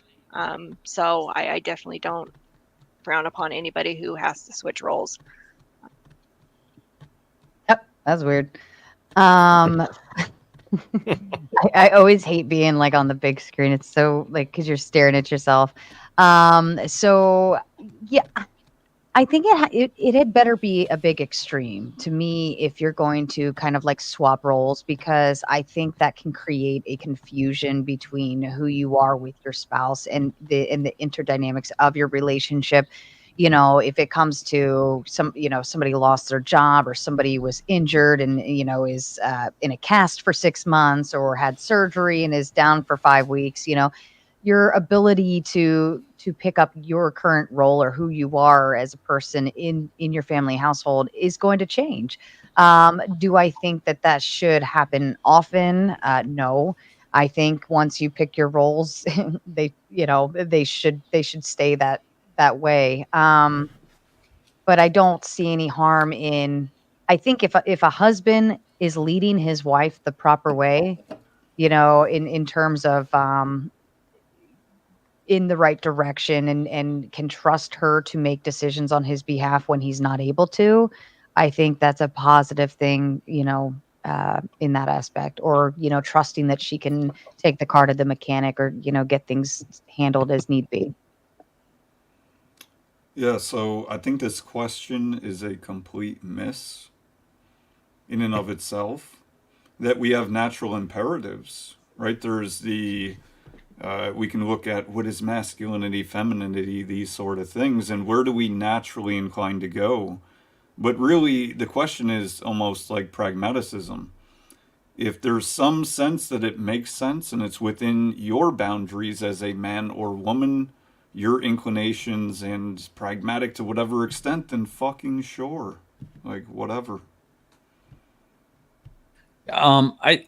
Based and I kind of talked about this probably about about a week and a half ago, where I kind of talked about how. Sorry, that's why my mic was on mute. So he's just going ham on this. What is he got? He got like one of them little duckies? Yeah, he's got a little squeak toy. He's going nuts on it. He almost knocked my light over. I don't know. That's why it's duct tape production, guys. Pray for me. You know, my confession is my wife has been the breadwinner, with the exception of when I was in the military. You know, for the first 11 years of my daughter's life, I raised her. For the first 8 years of my son's life, I raised him. And then I went back into the military, and that was awkward, because it was probably the best 11 years of my life. I probably spent more time, a condensed amount of time, with my kids than most men will see them in an entire lifetime. And I will never regret that. And I was envious of women in that particular. Any man should be envious of the amount of time that a woman, if in her natural habitat, able to be at home with the kids, can spend with their children. It's such an enriching point in time. That said, go ahead. No, I wanted you to finish your thought. I thought you were finished, but I will ask. I'm almost there. That said, there have been times where, you know, like I would say that my dad would start a conversation about the New England Patriots, and my wife will nod on this, I'm sure. If she doesn't, I'll beat her later. She can wield a mean frying pan. So at ease, you're starting to get on my last nerve. You're cute, but it's wearing off. So my dad would start a conversation about the New England Patriots with me, and then realize, oh yeah, you're not the breadwinner. Even though I was working as a sous chef at night around my wife's schedule. You little dog. Anyway. So, dude, you better stop with the sass. Dude. I don't know who you think you're talking to. Ask him who's running the fucking show. He's messing my frame up, man. Who's the leader here? See, he's a weird dog, because if I ragdoll him too much, then I have to start over from square one. Like he doesn't trust me. He's a yapper. And Geronimo's sitting in the corner all nice. He's a 120-pound German Shepherd. He's trained well. This one's just a psychopath right now. Long story short, society will shit on a man that's not in traditional values, traditional roles. It's completely and utterly understandable. And it makes perfect sense in a lot of ways. Based, you're not wrong with your take. It's traditional. There's validity to it. But at the same time, if it works, it works. But it's not. It's the exception. It's not the rule. That's so what when I'm I saying. always I say, agree. yeah, when I always say don't focus on the outliers, you should focus on the generalities. I do agree with that. It wasn't ideal, but somehow we made it work. And I'm going to mute my mic and take this little son of a gun out. So I got another question for I'm listening, by the way. I'm on the phone. Can you take the thing down? I don't remember the names. Liza. Liza, thank you. Oh, sure. It takes me a while. So, question for you on all of that. And I understand like the pragmaticism of like, what led you to this point from what you're saying. My question for you is, and I don't mean this pragmatically, do you feel like you want Craig or that you need Craig? That's an interesting question. Because when we first met, I used to tell him, I don't need you. So if you ever make me not want you, then that's going to be a problem. But now the tables have turned because I have changed my way of thinking, because I have been able to see, the happiness and the relief of stress and all of that it's produced. So now I can honestly say that I need, him in my life, and it's not just a want. It's an absolute need. Could I survive on my own? Absolutely. Would I go back to being stressed and happy? Absolutely. I'm sorry, stressed and unhappy. You know That's what I mean? Like, as far as pragmatically, like you're Mhm. saying, I get it. You could. But that's why I was asking how you feel. But the answer is yes. So look at you, Craig. You're doing good. I do have a question kind of along the lines that you talked about one of the last times you and I and GS were on the panel. You said something to the effect about, you asked us what would happen if the person. You gonna open up that can? Yeah. All right. Well, was it a bad can? Yeah. No. Well, No. Open it up. Open it the up. reason why I ask is because I do believe that that Liza has shifted, and in fact she called it. She said, she used to say something like to the effect that what would I do without you? And she would say, you do just fine. But at the end of the day, when I think about it, like, we have a fluidity in our relationship that puts me at a point where I say, I would much rather be doing something with her than without her, right? So, and whether or not I'm leading or I have to leave or lead, or it's my role to do so, I'm going to do whatever I need to do in the situation, because that's what we've earned. We've earned that for each other. So so that when you were saying the things that you were saying that says, if she did this, well, I have to be a little patient sometimes, because who knows what her day was like when I was doing what I was doing. And Yeah, but can you say it specifically? Because I'm not actually following. Like, which part? Like, can you say whatever you think it is, or you're talking about what you were saying? What said, you're like, basing this off of? Because I'm already getting lost. No problem. I'm saying that if you ask a woman what it is she wants, or what my woman wants to do, and she says, well, if you did that and I'm just going to leave you, well, that's the answer that she gave at the time. But you were saying that if that was the case, then that would be the end of the relationship. I don't think that's the case always. Yeah, again, though, can you put more of a model on it? Like, you're saying, do this. Like, what is this? I mean, I think I know what you're saying, but can you actually open the box? Yeah. Like, part of it is, I don't remember exactly what it was we were talking about. I was reminded of it when you asked that question. So you said I opened up the box, which made me think that you knew what I was talking about. But maybe I mean, I have a general sense, but I don't. I mean, yeah, we talked about some things, some emotions came out. But yeah, that's what I mean. If you want to give the actual example and unpack it, I mean, I'm happy to get into it.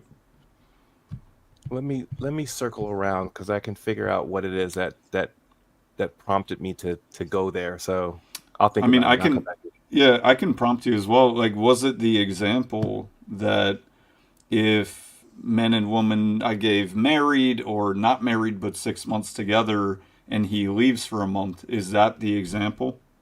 That is the example. That's what you were talking about. Yeah. Right. So I opened up that box knowing it would be very controversial. And it seemed to me that everyone missed the point that I was getting at. And I'm not blaming everyone for that. But here was the thinking point. What I said is, if you're a good man and you're with woman for 6 months and you tell her that you need to leave for a month, right? There's some things that you need to do to better yourself. I mean, that's basically the point. And it's going to better you and therefore better the relationship, the family, whatever. And she says to you, I'm leaving if you do that. And my question to the panel was, how would you react? So Yeah. before even getting into that, my point was this. There are no good men. There's no good man, right? Nobody is good. Trying to get to good, right? On the road to good, trying to do good actions to become better. That's the road to becoming good man. But the point is, the example is it's fucking fairy dust. It doesn't even exist. And I just wanted to see what the reactions would be. Well, yeah, I remember you. I think you did. You kind of made it so that you acknowledged that I'm purposefully making it very difficult for the situation that you described because, like you Right. said, it's fairy dust, and I think that's really what comes to mind. Is that first of all, our relationship started one way, and then it evolved to what it is currently. I think Sure. that's natural for those things to happen, and sometimes the roles that you have in a relationship like Sarah said, it may have to be very extreme, but if that extremity comes, then you need to adjust and accommodate. But I think, like I said, we earn the ability to get in a relationship that allows us to do that.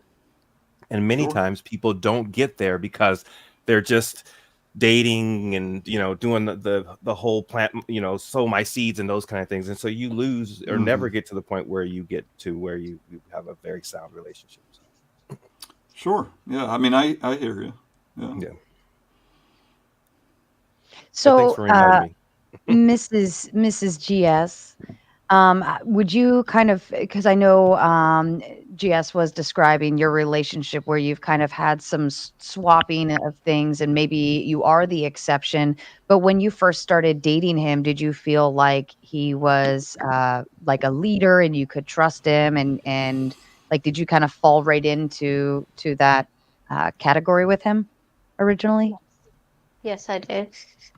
Yeah. Yes. And I mean, I was what young when we met, so Mhm. automatically my first instinct was he was the man, I was the woman, femininity, and Mhm. he led. It wasn't until life happened and things happened where things just had to ebb and weave. And it's never that he's not been the leader, and it's never been that he's not been the man, or you know what I mean? It's just we've just had to flow, and it's always worked.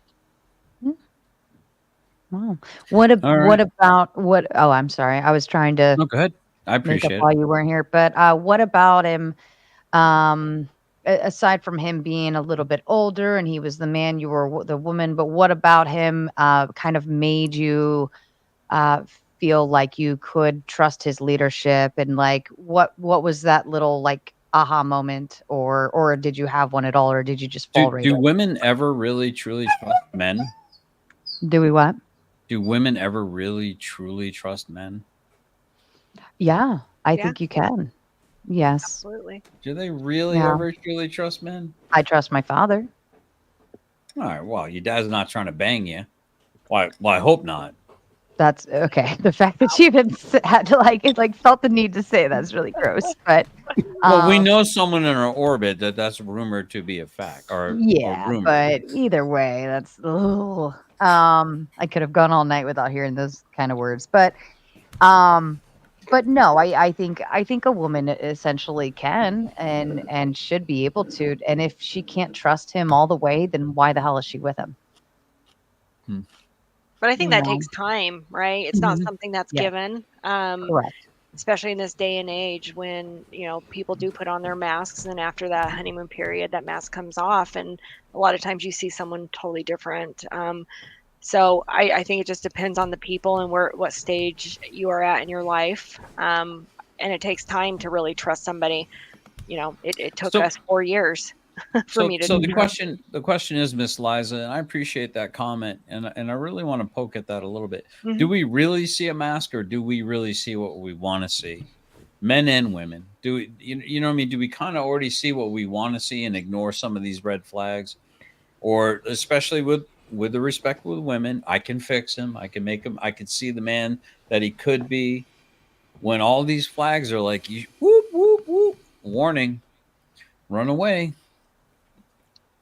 Absolutely. Again, I think it's what you've been through, you know, the past relationships, because I wasn't looking to fix anybody when I met Craig. I really wasn't. And that's why I really had no intention of, you know, my children were all grown and out of the house. I really had no intention of ever getting back into that and, you know, putting all that time in and, you know, not having the outcome I wanted.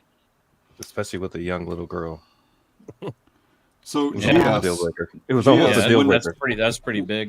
And When by the you way, say- the point of I just want to announce this. The point of this panel isn't to try to pick each other's marriage apart and destroy it. The goal is not for all of us to be fucking Where did single that at the end of happen? it. So I'm just gonna throw that the Where fuck did- out there right now. Where did that happen? So I'm I got just- a question to your question. I'm just throwing out a warning, and I'm gonna load this up for the. We got a little bit of time left, and maybe not even enough time, but we might be able to get one or two people to come up and ask a question or to give a testimony. I'm going to share the no trolls, please. I don't have the cool troll screen that so if I don't recognize you, chances are you're not getting on. And if you drop Go it in ahead. the private chat, GS, I'll go ahead and grab it and I'll drop it in my chat Okay. for my people in case they Yes, ma'am. We'll do. But yes, trolls, be warned. We're not playing that game on this stream. Yep. I'm not in the Just mood to for go it, back honestly. Go For ahead, you, Brandy. Sarah, to answer your question, when you Oh, yeah. asked about did I just automatically fall into that? No, it's how he presented himself. He came to me as a man, acted as a man, and has been a man the entire time. So he earned my trust and my willingness to fall into him in time, which was hard for me. But he never presented himself any other way. There was no Mhm. facade. Well, come on, man. You know, you know that's a dog whistle for every troll in the world. Look at what I linked below. If you tell someone on the internet you don't like what they're doing, it'll never end. I'm trolling the trolls. Oh, gotcha. But there's a lot of sarcasm in that one. Okay. So, GS, I'd like to open up your question that you just asked. Okay. You asked, Can you does a refresh my woman- memory? You asked, does a woman ever truly trust a man? Okay. Right? And there's lots of things going on. First of all, just to make clear, where we are today here, most people are very drugged up. And some people are less, some people are more. There's a bell curve like with everything. But those drugs, I know that you and I have definitely talked about them before. But anywhere from social media to drugs to prescriptions that are overprescribed or unnecessary. I'm not saying that all are, but some are, clearly. And many other facets of being drugged up. The quality of food that you eat, even down to down to the air that you're around, right? It's a little bit different life living in the country, let's say, than in, suburbia or urban city. So with that said, most people, men and women, aren't starting from a natural base, right? They're starting from being drugged up. I grew up on TikTok and Instagram and these places that don't fucking exist, except in our minds and on our computers. So with that said, can women ever truly trust men? Well, the more that we're in tune with ourselves and the more that trustworthy actions are happening versus the opposite, the more trust that she will inevitably have, right? I mean, it isn't a scientific quadratic equation. Like, what's the mystery? I mean, the mystery is if you do your best and become better, then you're going to get a response from the world as such, including the people closest to you. Have you never been punished for the sins of people that preceded you? Have you never been the victim of someone not being able to let their guard down because of the the trials and the tribulations of those that came before you that you were innocent of? Has that never? I hope it hasn't never happened to you. Well, I've never been a victim of anyone except for myself. But as to your question, yes, you can be prejudged based on other people before you. I totally get that. But that is what it is, and oftentimes reflects an issue with those people or that person.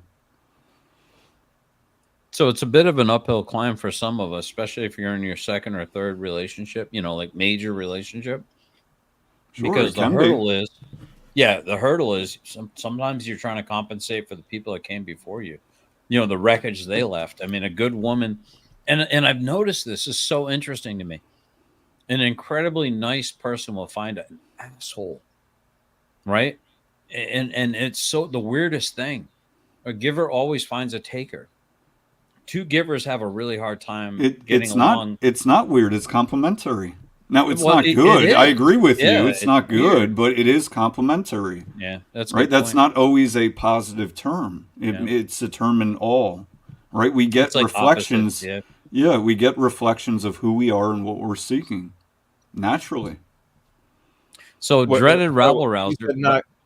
You said not complementary, but should they be very different from each other?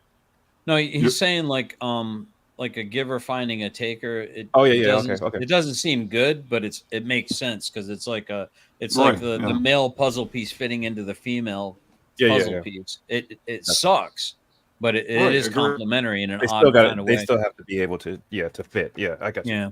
So dreaded rabble rouser for the future, if he's willing to come in on we're going to be doing 7 p.m. so that way we do the sip and stream after show, and we got to wrap this up kind of soon. Sarah, you let us know because I know you're probably getting your show ready and stuff. No, I'm just managing my chat and Okay. taking care of the morons. Um, I'm gonna jump at 9 so that I can go finish getting my daughter situated for the evening, and then I believe I'll be jumping on my backstage by 9:15 but by 9:10 or so. Okay. Kickoff is supposed to be at 9:15, but again, I've already been informed that there's some possible latecomers. So, in any event, 9:15 should be a good, between 9. Just look for when I go live again. Okay. I'll put the link in the chat as well, and we'll try to get it up to the budding position here. We'll give you like 5 minutes or so, probably. We'll probably leave here at 9:25 at the latest, unless we see live first. Comes in. Great, But perfect. thank you for hanging out. Thank you for your contribution tonight. And you have any last words you'd like to? Any last thoughts? Not Are you to the from Indiana? ladies. I'm in I see Maryland. Notre. Oh, okay. I just say Oh Notre yeah, Dame. the Notre Dame. No, I was my born in ex-husband. Indiana. Yeah, he's a huge Notre Dame's fan. So of course the entire family followed suit. I don't really watch sports, but I figured it's guy night on the sip and stream. So, I figured wearing some type of sports apparel would be appropriate. But to the ladies of the panel, thank you so much for kind of sharing your ideas, your thoughts, and your relationships. That's a lot to come on. Some of us are used to sharing personal details about us. Some of us, we're not so comfortable doing so. So thank you to both of you for being willing to answer questions and talk about those things that, normally that's saved for conversations with your mom.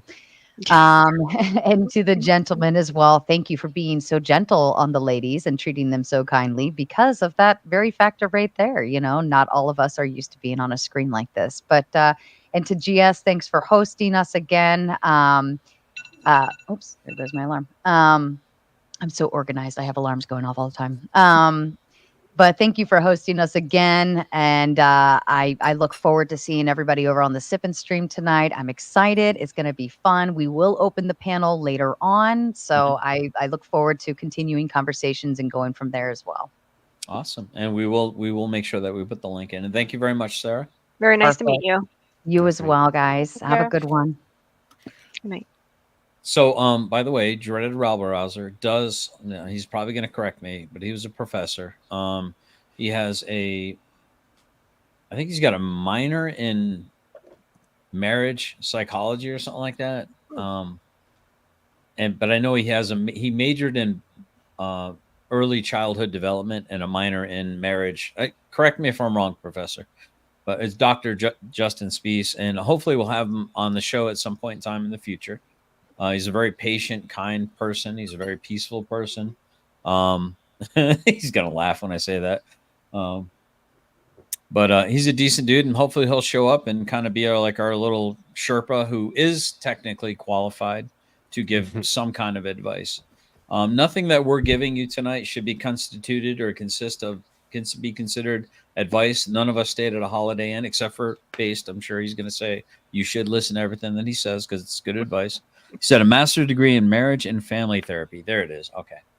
So that would be a good resource for questions and stuff in the future. If he's willing to show up for that, I would love it. And a PhD in human development. There it is. So thank you very much, Justin.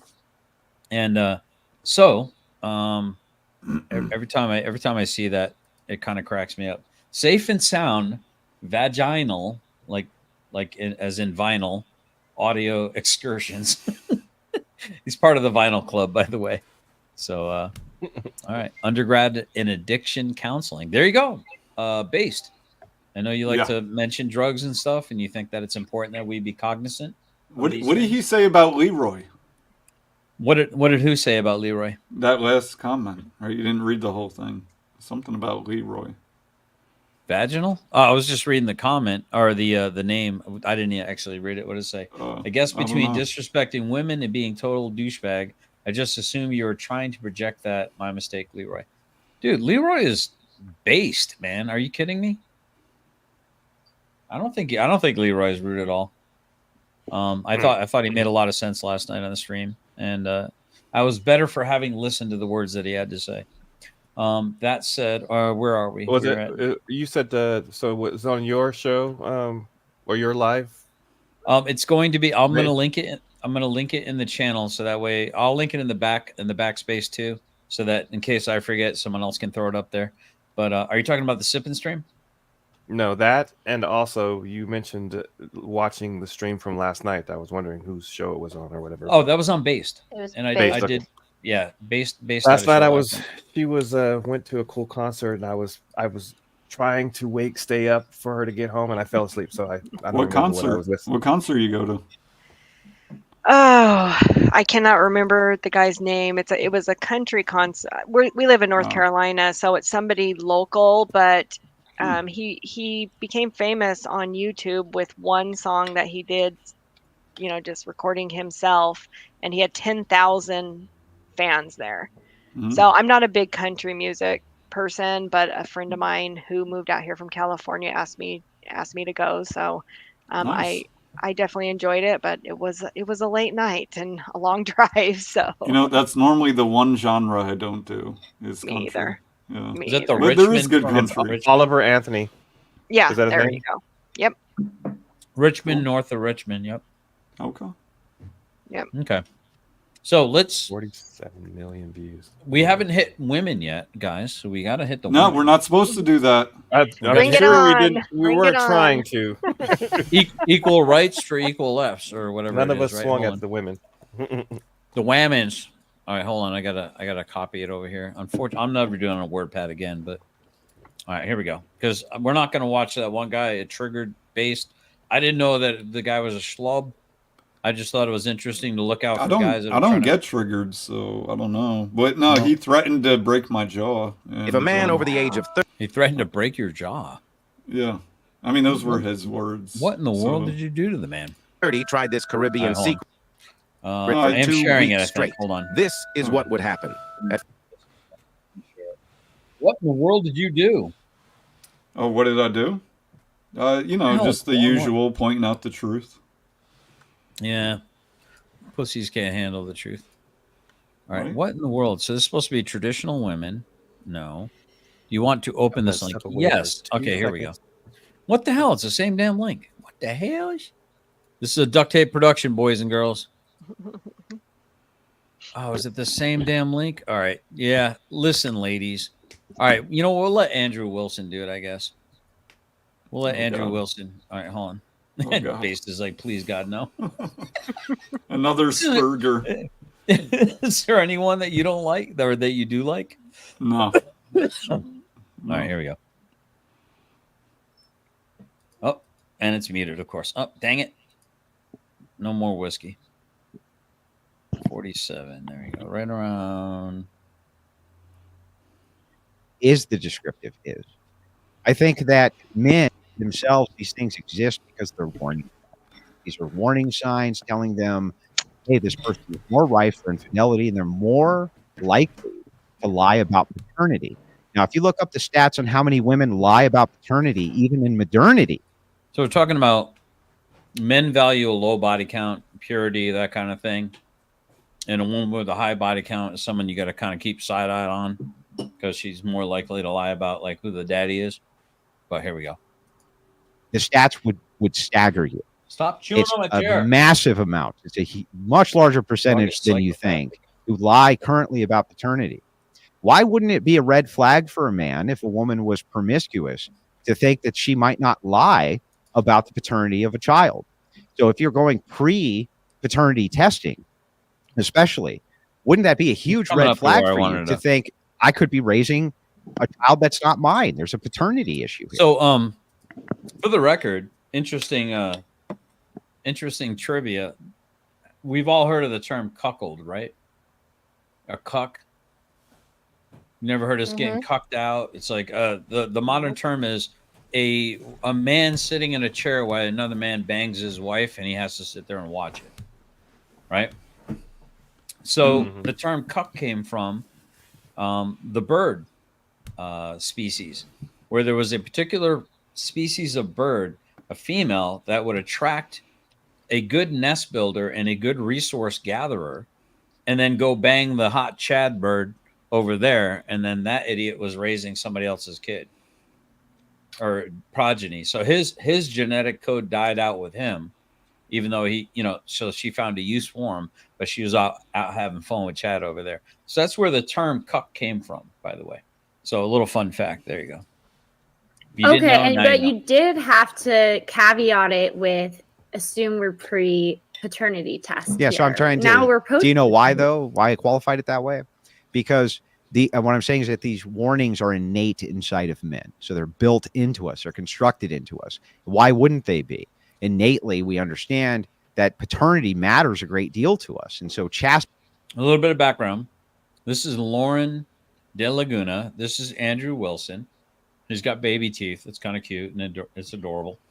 But I think he's got a pretty good debate presence. Custody and faithfulness. That's going to allegedly she passed the bar. Not 100% sure because her ability to logic things out is excruciatingly painful for me to deal with. Be a good sign that the children are actually going to be yours. That's why those signs are so looked for and so sought after in women. They're hardwired into men. Right. And I understand that, but can you understand, like, as time goes on, there's certain evolutionary characteristics that human beings have developed for our safety to protect us in that very aspects that you just explained that don't necessarily work anymore in the modern era with modern technology and are unnecessary. Well, so I think that the two things you're saying here are actually problematic.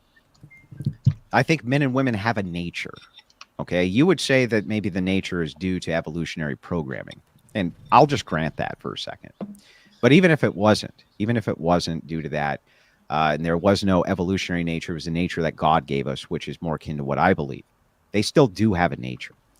So to tell them, well, wait, now we have paternity testing, so you can just ignore all the warning signs because you can just test for who's your kid. It doesn't change the fact that part of their nature, whether it's evolutionary or it's the nature given to them by God, that's not going to go away because it's part of their nature. We're not going to evolve past that. Evolution, even within the prism of the evolutionist, takes hundreds of thousands of years, and it happens to an entire species slowly over time. We're nowhere near the threshold of being able to shrug off our innate biases towards women who sleep with a lot of men. Why we have a... I could have swore it was 47-47, which was the important part that I wanted to point out. And I feel like this is a waste of time. So basically what I wanted to point out is, and let's talk about this for example. Why is it that when a room full of dudes, like let's say if I say something based and Craig might understand what I'm saying, not take any offense for it whatsoever. But the women might hear something completely different. And like, why do they personalize everything? They think differently than us. That's it. Right. They think differently. It's not better. It's not worse. It's different. I think we internalize it. That? I think we internalize it as women. We internalize it and try to figure it out. Is there a different meaning behind it? We don't let it just roll off our backs. Like men do. You can say something to a man and say the same thing to a woman, and it's offensive. So for me, I internalize things and try to make sure the understanding of it is what they're actually saying, or is there hidden meaning behind it. So I think we take it to heart and internalize it, honestly. And to that point, I think women are more apt than men. Right? I'm saying I think, but I fucking know. To relate a general situation to their own anecdotal situation. So when men are trying to come up with, for instance, a hypothetical and just ask, well, societally, etc., women are much more likely than men apt to want to say, well, this is what I would do, instead of actually looking at the macro picture. So in some sense, it's a micro versus macro landscape. So, and we kind of get back to, are women less prone to trust the intentions or the thoughts of men? So therefore they're more guarded maybe, and they take things personally that weren't maybe intended personally, or they, so here's the interesting thing. I understand that men are they objectify things, right? We're object driven. Women are personal interaction driven, right? They associate with people, men associate with objects, like things, tools. Is that why whenever I'll say something like for instance, the situation was in base stream, like what, this 2 streams ago, where we were giving, like, for 2.5 hours, all the men were in a hot seat. Yeah. We were all in a hot seat. Base was not letting us squirm off the worm. Craig was there. Craig was there. Yeah, Craig was there. And it was like, and the men weren't like getting upset about it. We were like trying to ascertain, okay, we were asking questions. Okay, well, what's the scenario? Is this? Okay, well, maybe my answer would be this, or this, and this, right? But then, Spagoli's in the backstage. So, yeah, let him up at your own discretion. You do I'm you. good. But, here's the thing, GS, is that as to your points, you're completely correct. I mean, at least that's how I saw it. And what happened is that a couple women hopped in, right? We know Sarah Ashley. And it's almost like they came into the men's locker room in a sense. Yeah. Not that my stream is the men's locker room, but in this moment, and when I say moment, as you put it, 2.5 hours, that's what it was. So when we didn't adjust, or maybe adjusted less to women coming in, right, treating them in some sense more like men than like women, right, kind of disregarding the distinctions based on our, right, status quo, when in Rome, right, this type of thing. When so that's where the conflict came from, in terms. When you have, go ahead, Craig. When you have men having locker room discussions, and we're talking the way that we're going to talk, and a woman does come into the picture, are we to change our conversation to accommodate the woman that has entered, or do we still continue to talk the way we talk? So that's a good question. So let's say that I had the stream as men's night. Not that I fucking do that, but let's say I did, and that was the intention. Then I would say likely don't let them on, right? Don't let women on, if that was it. Now, I don't do that. So meanwhile, I keep it open to everyone, men and women, when I'm streaming. That's usually what I do. And so I don't know that there was a responsibility or a right and wrong. I'm just telling you what the pain point was, where the conflict patch happened. And the irony was, multiple times it was stated, this is not directed personally. But that doesn't matter. That doesn't matter. And it didn't matter. And I think that's where men get a little. But you said, I think 2 streams before that, so 4 streams ago, you asked the question: are there some things that men should not say to women or in the presence of women? Right. And clearly,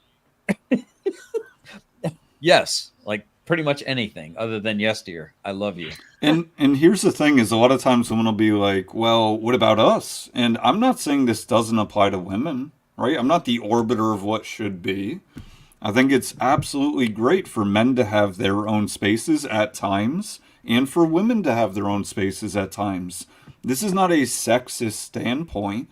This is just recognizing and at times celebrating, or whatever fucking term you want to use, just being with our gender. Right? Just men being men, women being women. Yeah, and for the record, There's nothing wrong with that. Exactly. Right. And yeah. ladies, I want you to pine in on this. For the record, I understand that the women's locker room is actually would make men blush. The stuff It you all probably talked would. about. Right.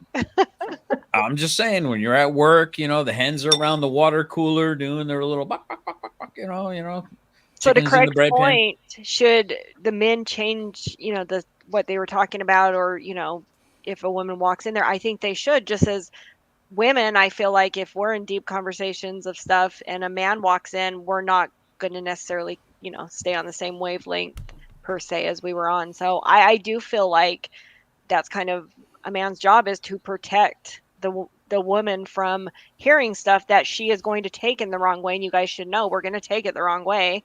We're I going to agree. internalize it. So Yeah. change the I subject. And can't help but notice that Misty is shaking her head.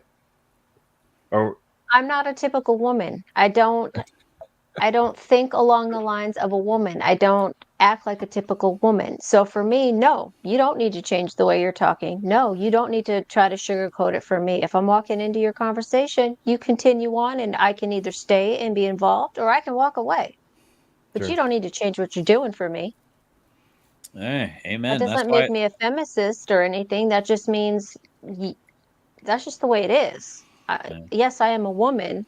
Yes, I am quote unquote the weaker sex, but you're the I don't fairer expect sex you to and the fair. weaker sex.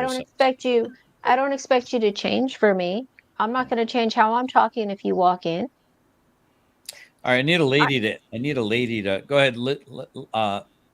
I If just you want expect, I don't expect them to change what they're talking about. I expect the respect level to change, right? Because men talk in a very different way amongst each other than they talk when a female's around, or they should, in my mind.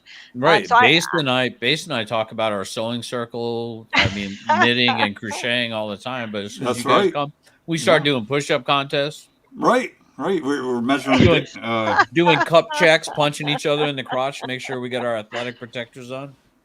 I mean, But for the second you walk example, away, we're crocheting sweaters. right? For example, I watched a live, and I don't do this whole live and YouTube stuff, but I did watch a live with all of you on it, all of the men on it, and I was upstairs and Craig was downstairs, and he should have heard me yelling, because some of the stuff you guys were saying was absolutely ruffling my feathers. But the funny thing is, it took about 24 hours, and Craig and I talked about it multiple times. The whole leading thing, based, you had said it would be a detriment if you give the woman the reins. And I seriously almost Yeah. lost my mind. Right, But right. No, I agree with you. And this is why men shouldn't tell women everything. It's good for women to think that they have the reins. So I totally agree. yeah, but I came to realize, after a couple conversations, that I don't want the damn reins. Yeah. I've held the reins for many, many years. I'm ready for someone to take the reins, and so I did end up agreeing. So I just have to Boom. say, Look at Craig. Craig is like, yeah, boy. So here's the thing, just to let you know, this actually happened with multiple people around me. I'm not naming names, right? You're talking about it, but there's people that reached out to me, whatever, same scenario that you're talking about. Same one. So I'm with you. I hear you. And I don't think that not that you're asking me, but I don't think you reacted wrong. It's just a matter of, certain things are. Some truths are, harsh to the ear, depending on where we are, what we're feeling in the moment, right? There's a lot of factors that go into things. And we don't always get the same message across. Again, if I was just putting this to women, it would be a different verbiage, tone, etc., right? Or at least I would intend to. In order to be understood, right? In order for us to be understood, and I think this is something that we can kind of like hopefully all kind of walk away from. And I do want to make sure that we read this, by the way. But in order to be understood, you must first seek to understand. Now, if somebody doesn't want to be understood and doesn't want to understand, then you're talking to a fool. Then you have to shake the dust off your sandals and walk away, because there's nothing fruitful or productive that's going to happen in those scenarios. But in order for me to be understood, I need to understand, okay, how does a woman hear the words that I'm saying? And it's a Rubik's Cube I still haven't figured out. There are times where I think I'm talking perfectly fine to my wife and she gets upset about things. And I'm like, and you're kind of like, where did this come from? And then she's like, I don't know, I just had a bad day, or I don't know, I'm not normally feminine, like, and especially when your wife's not, yeah, and especially when your wife's not in her feminine feels all the time, and she's not stereotypically like that, and she's very stoic, and then all of a sudden that happens, and you're like, what the fuck, dude? You're like, where did this come from? This is not like you. And you're like, oh, well, you're just an asshole. That's definitely not like you, because So, but it's like, okay, I want what? All right, Morning. Can you read this, please? That's the status quo to change to tone of the convo when women are around. Tone policing, policing. Now we can say it's out of respect for women, but the nature of how men talk seems to change around women. Now that goes for simping, but that also goes for chivalry. So, and again, I go back to how many times have you had a shocked look on your face, or seen people with a shocked look on your face, the way that you and I talk to each other? I didn't understand that. Shocked, like shocked. I got yeah, you. like Yeah. when we go. I to thought you church, said shaft. I was okay. Yeah, so she'd have people would have a shocked look on her face, like men especially, like, dude, you talk to your wife like that? You talk like that around your wife? I'm like, yeah, I'm not a little bitch, man. Either she can fucking deal with it or she can't. Either she understands that I'm a man, I love her, I'll sacrifice my life for her, or otherwise I got to say yes dear to everything and become a doormat. I'm not interested in being a doormat, and I don't recommend any man, because like Dr. Phil said some pretty good things. He's kind of an idiot, but he did say some good things. You teach people how to treat you, and if they scuff their feet on you. The way that you're saying it sounds as though, you're just treat me like crap and you're disrespectful to me and all. And that's not the case. That's not the case at all. Yeah, they're super cucked out. That's the problem. They're walking on eggshells with their wife, which means that they don't respect their wife. So I want to point out that when you say, for instance, right, about men aren't doing that. Males are doing that. Likewise, males are abusive to their wives, right? The man is able to balance, right, his temperament in general and say what he means and means what he says. But meanwhile, it's not too far out, right? It's not to be extreme. It's not to elicit attention. It's not worrying about at the same time what other people think. I like it. You've said a couple of things since I've met you, but you always, on some level, acknowledge the balance that is necessary or prudent in the types of behaviors that we're talking about, right? So we talk about roles and we talk about approach and all that stuff, but really when it comes down to it, there's a lot of balance that comes along with acting a certain way, particularly when you're saying I'm being forceful about my thoughts and the things that I'm saying to you for a reason. There's the balance of it that says I'm not going to take that fervor that I have and do anything but care for you in the moment, right? So balance, I think, is really key.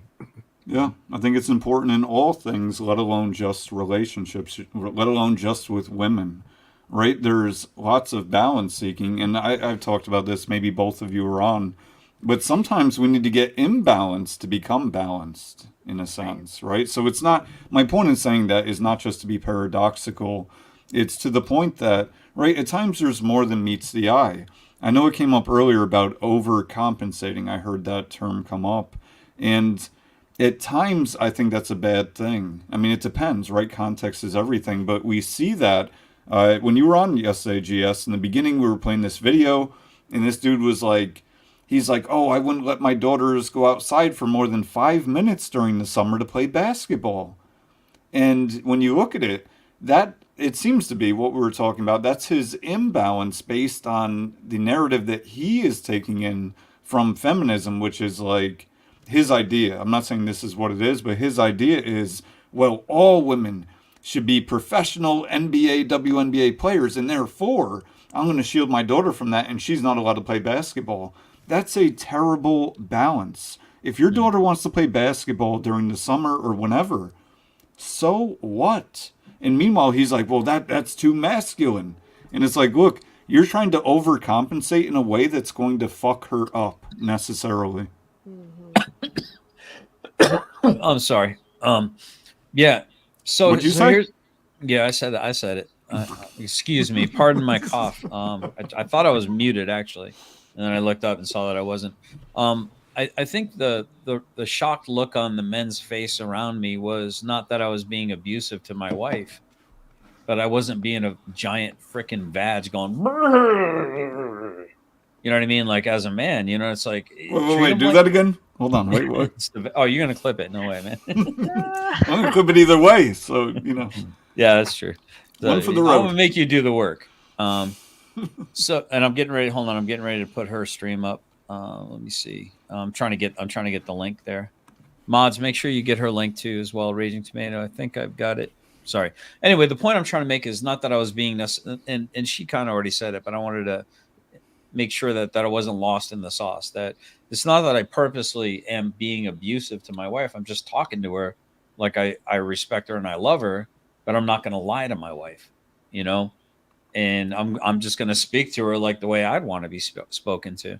And these men are just, especially the men in the church, man, they're so cowed and weak and bent and broken and desperate. And it makes me sad because there's some good men out there but they're afraid. They're afraid to lose. I was just going to ask you, why do you think? Do you think it's out of fear? And you just said they are afraid. They're and afraid of being fear alone. is a hell of a drug. When we do things out of fear or don't do things out of fear, we end up showing our ass inevitably. Yeah, that's a good point. And I think I think we'll give like a last minute closing. Anyone, Morning, you have anything you want to say? Okay, perfect. That's why I'm staying with you. Craig, do you have? Craig, you got anything? Perfect. That's why I'm staying with you. Liza, we're probably going to break up after this, but go ahead. Do you have any last words? No, I really appreciate the insight. I have changed night and day in the last 5 years. I would have come on this panel guns blazing with all of the comments because I have now seen the light and what is on the other side. The grass is greener when you do not have to control and live your life in a fear-based state. So I do appreciate the candid conversation because and seeing that real men can talk to women in a respectful way but still get their point across, because I think that's the problem is there's not a ton of men out there that have the women's best interests at heart. So it's really nice to see men standing up for it regardless of the backlash you get from being on these kinds of platforms. So I do appreciate the conversation. Awesome. Base, you're next, and I'll have a parting goodbye for everyone if you don't mind. But go ahead, Base. Base, don't you ghost me, you dirty dog. You're already thinking about it, aren't you? All right. Well, you're gonna miss out. You're gonna miss out. I don't even know what you're talking about. I'm good. We're good. I was just gonna say, I just want to thank my wife for getting out of her comfort zone and talking tonight and appearing on camera. You're gorgeous. You're beautiful, Craig. You would have been my second choice to get married to. You're gorgeous and beautiful. But no, I appreciate Craig coming in. You'd be behind Denzel Washington. So okay, Roger. No, yeah. Well, I like Wesley. I'm a Wesley Snipes guy. So yeah. Well, not thank now. you. Thank. Oh, is he look horrible now? Anyway, I don't. Yeah. He went to. Now, this never mind. this is getting into prattle. All right, we're not going to prattle. Okay, sorry. All right, Craig. Yeah, appreciate you. You have a gentleness about you, man. And you already had your chance to talk, so it's my turn. Appreciate you. Appreciate your insights. He said, "Shut the fuck up." Right. Liz, Liza, right? Liza. Sorry, Liza. What the- Thank you very much and I'll get to know It's your name. terrible with I names. hope you two will be a recurring theme. Based, I really want to say I was a little nervous that you'd be a little too hard on the panel, trying to break up happy homes, but you asked some good, interesting, Why probing would I questions. break up happy homes? I don't know. Some people just like to watch. Well, I the want to world know burn. what you don't know. Why would I do that? Well, there it is. There it is. So I appreciate the questions. I thought they were respectful. I thought they were probing, and I hope everyone else felt the same way. I'd like to thank the audience for tuning in, and I'd like to thank Sarah, who's no longer here. Appreciate it. And we're about to go to. I'm going to give you guys the link, but I'm going to do the outro. And if you guys want to stand by in the panel, Base, you're probably going to hop over, but I'm going to be over there in a minute too. But you can stand I'm standing by. by. I'm standing by. So we're going to go ahead and link this, and I'm going to do my outro, and we'll see you over at the Raging Tomato. All right. Outro. I didn't have it ready. I failed. What the fuck? The only thing that enrages me is when you hear people say, you must believe me. I have no obligation to believe anybody. You have an obligation, if you want me to believe you, to prove what you're saying. I have a right to ask simple, fair questions. How do you know that? How can I trust that? And if you don't give me those answers, then I just don't believe you. And I don't have to believe you. And if your recourse is, you're a bad person for not believing me, fuck you.